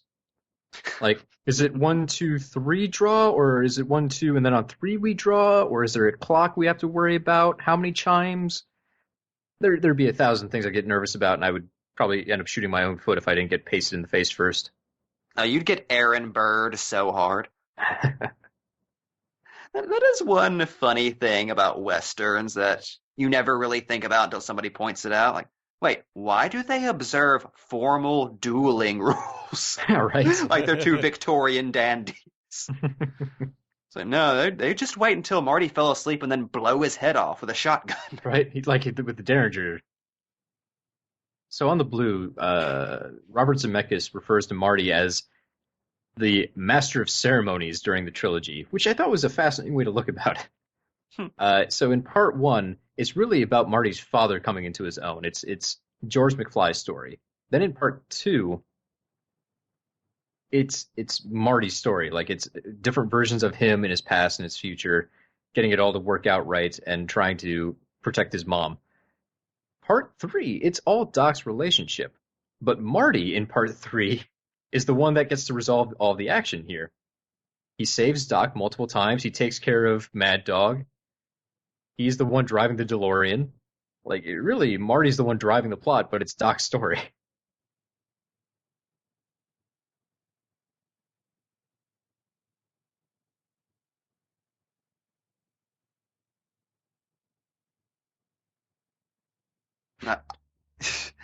I love how good Wilson is at this point in doing the Biff reaction punch. Like, that man can spin on a goddamn dime. I also enjoy Silvestri kind of Mickey Mousing the score there to go along with the punches. You get those nice bits of Back to the Future theme with each punch, and then Biff comes back and the music quiets down, and then jumps right into another stinger as he gets punched. After not really hearing the Back to the Future theme all that much in this movie, which is such a great like build up to it just blaring in that last scene. It's effective use. Hey, you're not Strickland. Strickland's at home. He's got cholera.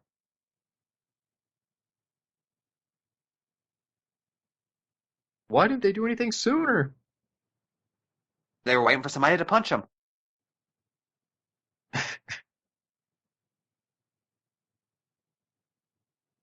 I want a photograph framed in my house that says, "Here lies Clint Eastwood."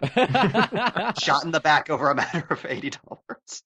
That's not his actual tombstone. Someone fucked up somewhere. Hey,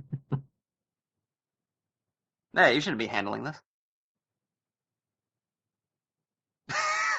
I love Seamus so much.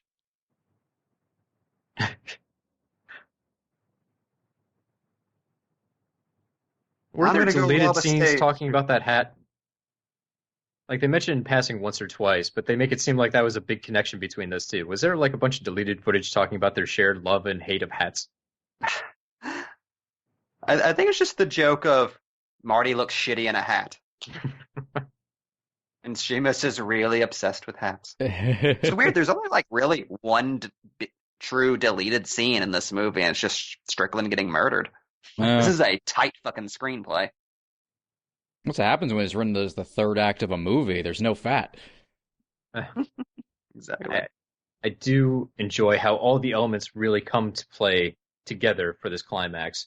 They have to hijack the train. They have to get to the DeLorean, get the DeLorean up to speed. Doc has to save Clara. All of this is going on at the same time, and they know they're on a time limit because if they wait too long, the DeLorean won't get up to speed and will fall off the bridge and kill them. It's very focused, which I love. Thinking about it, I mean, the climax of Back to the Future 1 is really spread out. There's the punch, then there's the song at the dance. Marty has to get the car up to speed to get back to his own time. It's like there's 3 or 4 separate big ending events.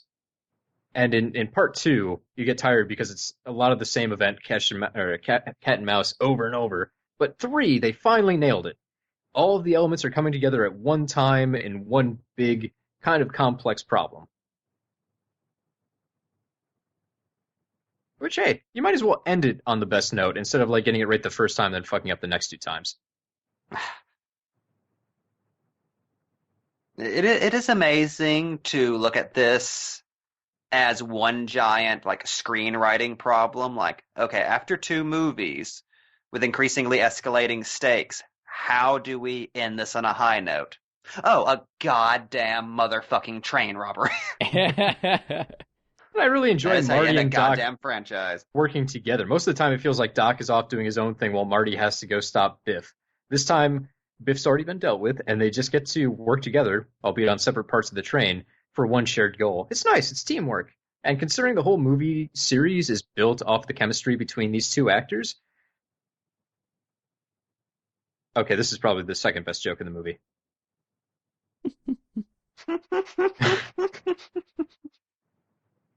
This is why Doc can't remain in the past. He just destroyed an entire train. He does not have the money to replace a train. He can't even pay for a new horse hoof.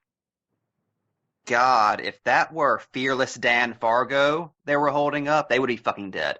He would have thrown them into the furnace. That man does not give a shit about anything. He once got that thing up to 66 miles.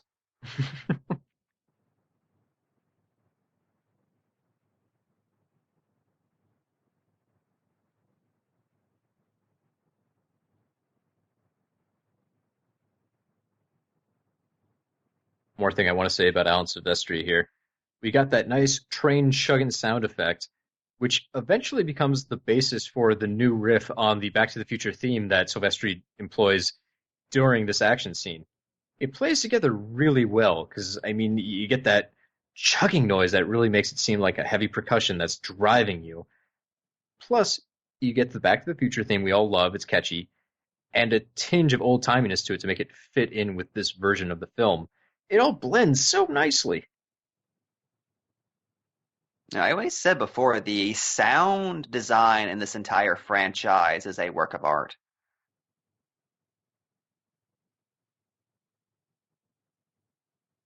Yeah, you can start to hear it building now. There's kind of a marching sound in the back.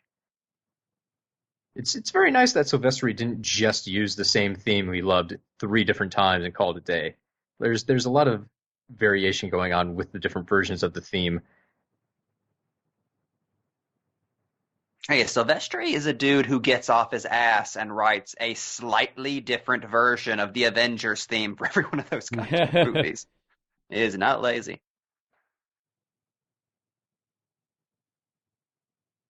I've always loved the little touch of Doc Brown having his own science logs that he's coupled together with his know-how, just to make life in the Old West a little bit easier. Which, like, if you follow a chemical engineer on social media, those people are walking life hacks.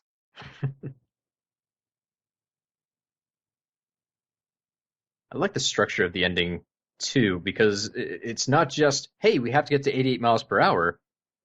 It's we have to survive getting 88 miles per hour. We're going really fast, which is our goal. But at the same time, going that fast with people clinging to trains and cars is a good way for somebody to fall off and just be murdered. It's great. It's a blessing and a curse. Their goal is also very bad for them. And Doc finally gets to put his expert dangling skills to use. They were very much in love with the concept of the hoverboard, and they got a lot of use out of it. It was such a good idea to bring that back for the third movie. I love the juxtaposition of all that's going on. I enjoy that Doc had no problem with Marty keeping the hoverboard. Like, fuck it, bring that into the past. Play around, it's cool. It'll destroy the world one day.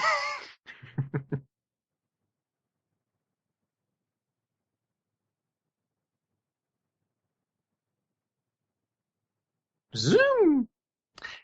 God, would this be the only, big action scene Mary Steenburgen's had in her career? I can't really think of any others. It's probably one of the 2 times that Chris Lloyd has gotten kissed in a film, too. I believe so. The other one I'm thinking of is Addams Family. So, I'm sorry, Addams Family Values. And I assume the end of Piranha Double D. He is married in that movie, but I don't think him and his wife ever kissed. I might be making that up. I can't actually remember now. I'm doubting myself. If we have any Piranha 3 Double D fans in the audience, could you please contact us on Twitter and tell me if I've gotten the plot to Piranha 3 Double D incorrect? See, I never want to see that movie because I've always imagined, because of the tone of the first movie, there's a scene with Lloyd flanked on either side by women with giant fake boobs. Just full on pimp Lloyd. I want to think that he got to do that once. He pretty much gets like a cameo in the second. Like he gets one scene where he gets to talk to the main characters and explain the piranhas. It's a bummer. There's better ways to use Lloyd.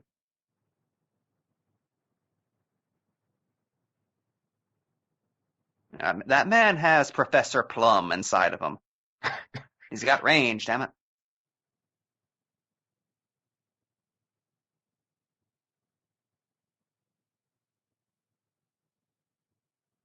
Man, the Bobs love their like doomsday timers. Like all throughout the series, there's different ways to find out. Like, oh no, we're almost out of time. Here, there's the dual mileage gauge. Oh, we're getting closer to 88, the magic number. But there's also the steam gauge, like the temp gauge, rising and rising and rising. It's heading to a danger area. Plus the clocks we saw earlier, counting the time down. The photograph. They really load these movies with different symbols to let you know, like, oh no, there's a rush here. There's pressure. It's building. I think that's what makes all the technology in this movie so entrancing to a small child, because it's just dial porn. Just switches and levers and timers and things blinking. Well, as a kid, you can pick that up pretty easy too. It's really simple but strong visual language. Hey, there's a clock counting down. Uh-oh, I know what they have to do. They got to do something before that clock hits 0. It's like you can understand it even if you don't pay attention to the plot. It is funny to think, as complicated as the plots to these movies are in some places, we all understood them perfectly when we were like 6. Does a lot, right? Well, there's some Maybe basic bring up parts the they Grant really Morrison thing stress. again. I mean, if they just say we have to hit 88 miles per hour like 10 times in a movie, everyone's going to be able to pick it up. You might think it's a little silly that they keep saying it, but it stresses the point and everyone understands it. And let's face it, I'm from the South, so the second I saw the first one, I was like, oh, he wants to sleep with his mom, okay. Everyone gets it. Now, this is a drama I've seen played out several times at this point. I don't like this joke.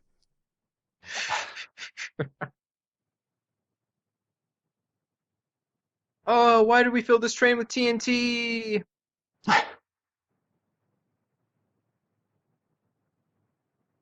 If your DeLorean starts doing a wheelie on train tracks, you might be having a bad day. I feel like if a DeLorean did a wheelie, it would explode. I Into don't think they're cocaine. that stable. Cloud of cocaine. Also, this is all just very cool. Yeah, at the end of the day, it's like, yeah, this is just a fucking cool movie, man. A lot of fun. This makes I'm your inner having a 10-year-old good so time. happy. Like, yeah, theme, subtext, blah, blah, blah, human condition, free will, all that shit. Doc Brown's about to ride a fucking hoverboard. Big train, go boom. I do love the train explosion here. They went all out on that motherfucker. It's so good. I can't believe it's a fucking miniature.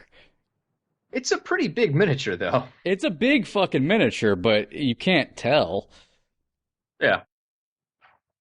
Oh yeah, that was something that movies in the 90s and early 2000s really started to experiment with, especially like Peter Jackson when he was making the Lord of the Rings movies. The idea of just making gigantic miniatures that you could put all the detail in the world in.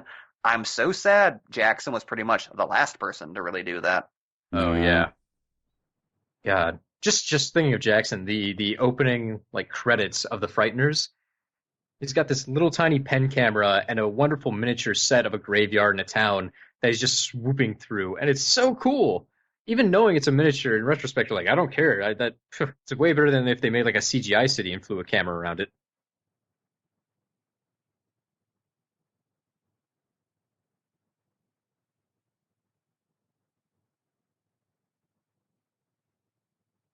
And here we go. The most ridiculous explosion in movie history. Kerbloom.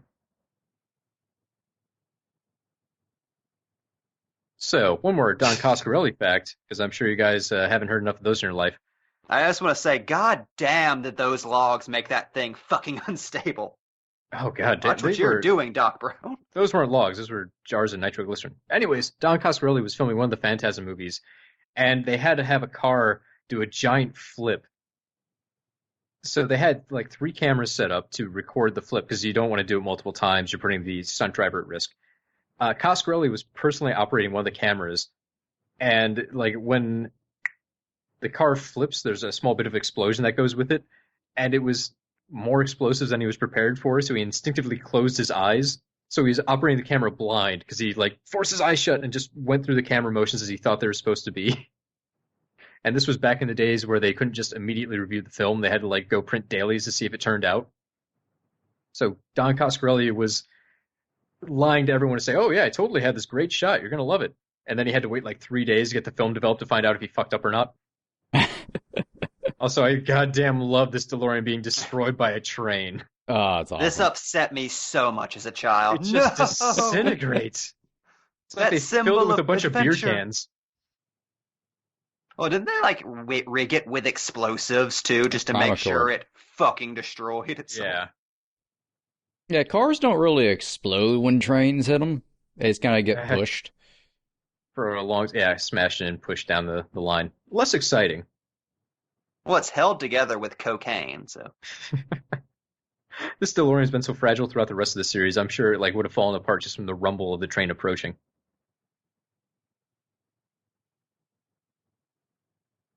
How confusing must this have been for pedestrians? Just seeing a sad cowboy look ruefully at the ruins of some kind of time-space device.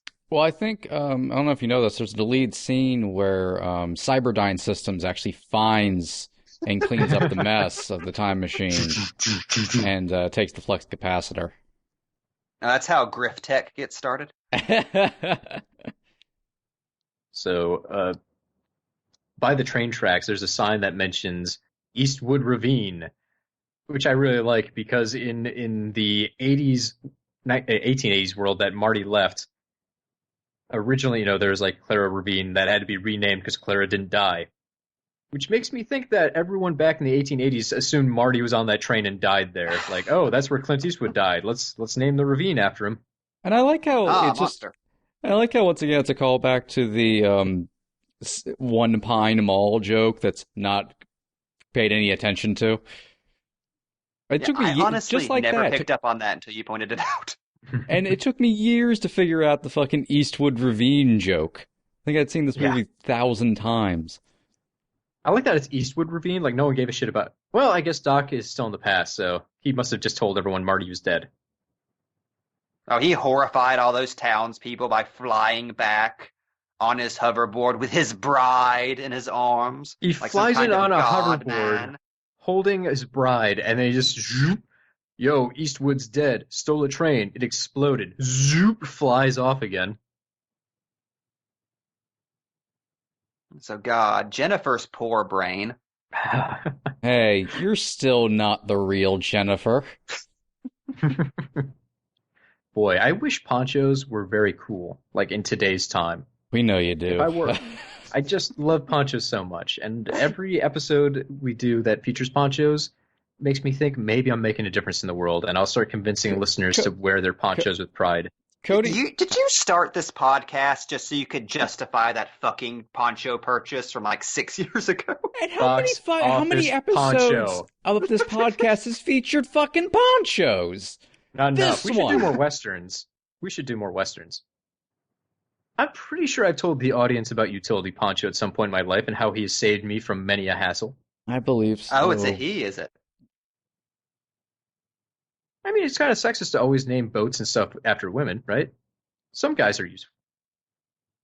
It's the personification in general that I find amusement in, Cody. Also, it You're- seems weird to be wearing a lady. Oh, it's Flea! I love Power of Love playing for extra last-minute symmetry. Also, okay, prove me wrong. Flea is putting on a Anton Yelkin performance years before Anton Yelkin was a thing. Oh my god, Yes. yes! Yes, he is. Does that mean Anton okay. based his a lot of his acting style on Flea in this movie? Look at it. Specifically Needles. Possibly. Look, that's Anton Yelchin there. I don't care what anybody says. So, oh man, your Flea thing was more fun than mine. I was just going to say that Flea's birth name is Michael Peter Balzery. That's all I got. Not nearly as cool. That's a pretty metal name. Not as good as Flea.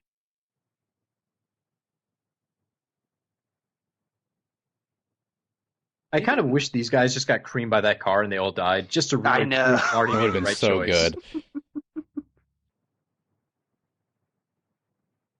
Now he can't be his boss in the future. Fucking disturbing close-ups of Flea's mangled arms skidding across the highway. Thank God I held onto this paper. It's worthless. Little does Jennifer know, taking in that paper from the future also creates Griftech. More confusing. Marty travels to this point in time, then leaves for probably a couple hours. He gets into a race with another dude. He has to pick up his girlfriend. He has to go see his family. Then goes back to the side of the wreckage right when Doc shows up. I feel like Doc made this time travel trip 5 times just to perfect get it the right. timing. To get his grand entrance perfect. Also, I love how this picture is ripped just to avoid any conflict with whether or not Marty would appear in it. Because they do not want to solve that question. What? No, Marty would definitely be in the photo. He traveled to the past, they took his picture, and then he traveled to the future. No, but it was a pre-existing photo from a different timeline. I still think he'd be there. So So we're gonna start pulling the coolest straws fucking out. thing in the world. We're I going know. to Bruce Willis this thing.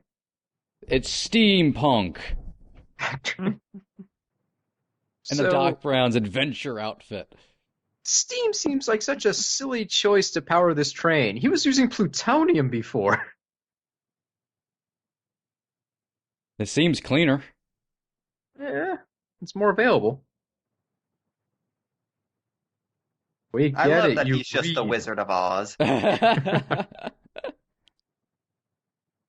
So this is a very weird personal hang-up, and I understand it's not a legitimate complaint, but I'm still going to raise it. For Okay. some reason, a flying DeLorean makes perfect sense to me. Oh, that's not goofy. That makes sense. A flying steampunk train, I go, it's a step too far. For me, for some reason, I see that, I'm like, this is too silly. It probably used more energy to lift it off the ground than to travel through time. Right? A flying car is fine. A flying train is stupid. Also, I am convinced that Vernie's personality in the Back to the Future cartoon was based solely on how much of an asshole this kid looks like. He's giving a weird Scud Fargus performance despite not having any dialogue. He's just got one of those personas. And that kid really, really wants to show his dick to Elizabeth Shue. Exactly. Watching the build up to the dick point is the funniest thing in the world because you can see the journey he goes on, including nudging the other kid as if to say, "Hey, I'm going to point to my dick," Didn't they remove and then in the look last? directly into the camera. Didn't they remove in the last Blu-ray release? I know on the one I've got, it's still in there. Maybe that was just a rumor. I didn't really pay attention last time I watched. Oh, I know, slowed we it get down to and this watched silly it several times. Do you really want to admit to that? Well, it's not the dick point. I'm obsessed with the gesture forward, the beckon to the audience that he gives before touching his dick. Oh yeah, you're gonna want to zoom in on this. Jamie, important question. When you were doing this, were you high at all? I was stone cold sober. Sober as Strickland, my friend. Sober as Strickland. Okay, hold on here. We've spent roughly 6 hours sitting down to comment on these movies live, and many more hours writing notes and reviewing all the making of features and movies. And this is what we end on. Our big culmination here is look at this kid pointing at his dick. That is the future is what you make of it, so make it a good one. We just had Doc like give his big emotional speech, and we went, seems schmaltzy. I want to make fun of that train and make fun of the kid pointing at his dick. We said smart stuff in there. Hey, remember the time Benedict Cumberbatch was on that podcast where he had just rewatched this and noticed the dick for the first time? Was like, just why would a child do that? That's going to be in a movie forever. Well, I've honestly never noticed this in my life. I didn't know that was a thing until now. The internet discovered it like all at once, like 6 years ago. Yeah. No one had apparently ever noticed because that scene is so beautiful. They're always looking at Doc. I've always just been so mad about the train, I couldn't pay attention to anything else. This bullshit whirligigs and steam gears, it's ridiculous stuff. We're really just falling apart at the very end. We had it so together. Can I just say the most on-brand Cody rant I've ever heard is fucking bullshit whirligigs. It's true. They spent so much time making that train like a real practical effect with all the stupid zippity zaps and whirly pops. Shut up for a second. Braun Roylance. We cannot let that name pass by without comment. That is incredible. I'm pointing at the screen right now. Is he from the Old West? Also, Flea was just credited as Flea. I like that. He doesn't have to worry about there being other Fleas out there, so he doesn't have to give like a nickname or a last name, a middle initial. It's just Flea. He's the only one in the Screen Actors Guild. Could you imagine the troll of him wanting to be credited as Michael J. Flea? The third. Well, I'm disappointed he just stuck with Flea. But to go back to the actual fucking movie for a moment. Hurry up, and the not the credits are train. here. That other than the kid pointing to his dick, I am amazed at how fucking beautifully this series ends with that scene. Like, that is such a heartfelt scene. Whenever I'm not noticing the kid pointing at his dick, it always brings me to tears. No. I was always a little sad that Doc and Marty are super good friends, and Doc's just like, I got kids now. I only visit like once every 10 years, apparently. I'm out, bud. Like, come on, I know you just got married and you're enjoying traveling through time, but you can make some time for your best bud. Cody, if you were married to Mary Steenburgen in her prime, would you do anything else than make kids with her in your flying train? Eventually a man's got to recharge. And during those times, you can sit down and have a nice beer in the 1980s with his buddy. No, he goes to 2015 and gets a rejuvenating bath. That That's extends true. his life another 100 years. Doc is essentially immortal. He knows he can just go into the future 30 years and have like all of his cells replaced. Once again, it's just Rick and Morty. There's no difference. We got dumb again. Like, for a second, Jamie pulled it back together and we got dumb again. She should have tried harder. That's the main. That's our great point. That's the reverse engineered moral to these trilogy of commentaries. Like, I just didn't try hard enough. Going back to the ending, it's been though. very sad to me. Like, Marty loses his best friend. Marriage, man, it's sad. But He's got Elizabeth Shue and his riches. He's doing all right. it's true. Yeah, he does He have a can new whip truck. Biff at any point, like it's fucking Castle Freak. But I'm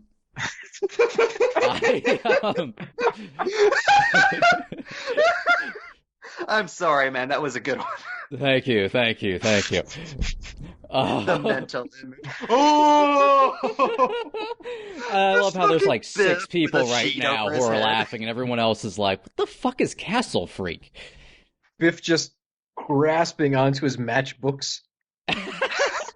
In memory of a better time. I am like so impressed that the bullshitted together final message of this movie tracks for the entire trilogy. Totally. Like, That's what's something that's blown my mind away about revisiting these movies specifically for this commentary and really, really digging deep into them. A lot of things I took for granted or just made jokes like, oh, this wasn't supposed to work this way, but they retconned this, all that, and it's true of maybe how it started for a lot of this stuff, but no, all of this works beautifully. Like these three movies work together back to back to back with a final message perfectly. And I've never appreciated that enough. It's very impressive. Like, there are so many film trilogies intentionally produced to have messages that track less than the messages of Back to the Future. Like, sit down and try to tell me what the Matrix trilogy means as a whole. There are philosophy books about that. It's open to interpretation. I'm so glad the credits fucking faded out after you said that. It's good timing. That was very good timing. So there you have it, folks. Back to the Future. 1, 2, 3. All done. And I'm assuming we will never get a Back to the Future 4, so we're freed forever. We have to do a series of Let's Plays on the Telltale Back to the Future game. Oh, that'd be fun. Anyways, folks, if you've enjoyed this, we have many other commentaries and commentary-free episodes. You can find us under the title Box Office Pulp. We're all over the internet. You can find us on Facebook. We're on Twitter. We're on iTunes, Stitcher. Get after us. Leave a review. Share, like. Tell your friends and family we're your only lovers. They can't tell, but I'm making direct eye contact with everyone listening right now to make sure they understand how much I mean this. That's so unsettling. Why did this become They Live at the end? Every Box step Office you take. Pulp tells you to consume. It's true, though. Box Office Pulp does tell you to consume. Thanks for listening. That's a wrap. Get the hell out of here. And I just want you to know, your podcast subscriptions are what you make of them. So subscribe to a good podcast. Could we just steal some music and have Sting playing, like, every breath you take, I'll be watching you, right after the really creepy outro? See, I was just thinking we'd just play the sound of the train taking off with the beautiful Alan Silvestri score, and then just cut to a horrifying train wreck noise with people screaming. Oh, the humanity! It immediately fell out of the sky! Why did he think he could fly on steam? It was powered by steam! He needed plutonium! That's a full train! You get more out of life when you go out to a movie.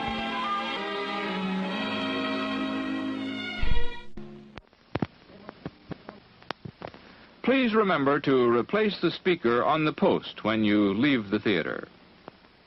It's true, though. Steam train's bullshit for flight. I don't care what Doc says. He may be smarter than me, but he's wrong.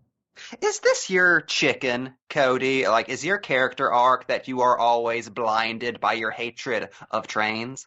There's things in movies that get to me. Flying steam trains is one of them, and the way hooks are used in horror movies. Those are my bugaboos. So, let's combine the two. So Gomez would piss you off. No, you said let's combine the two, and I'm imagining a giant steam-powered hook just flying through the air, murdering people by slicing them in half, even though it's a goddamn rounded hook. See, now I'm imagining Raul Julia as Gomez Adams in that scene. Oh, your future is what you make of it. So make it a good one. I really like that I really like that we somehow managed to play telephone with all of us having perfectly functional ears and talking to each other in real time.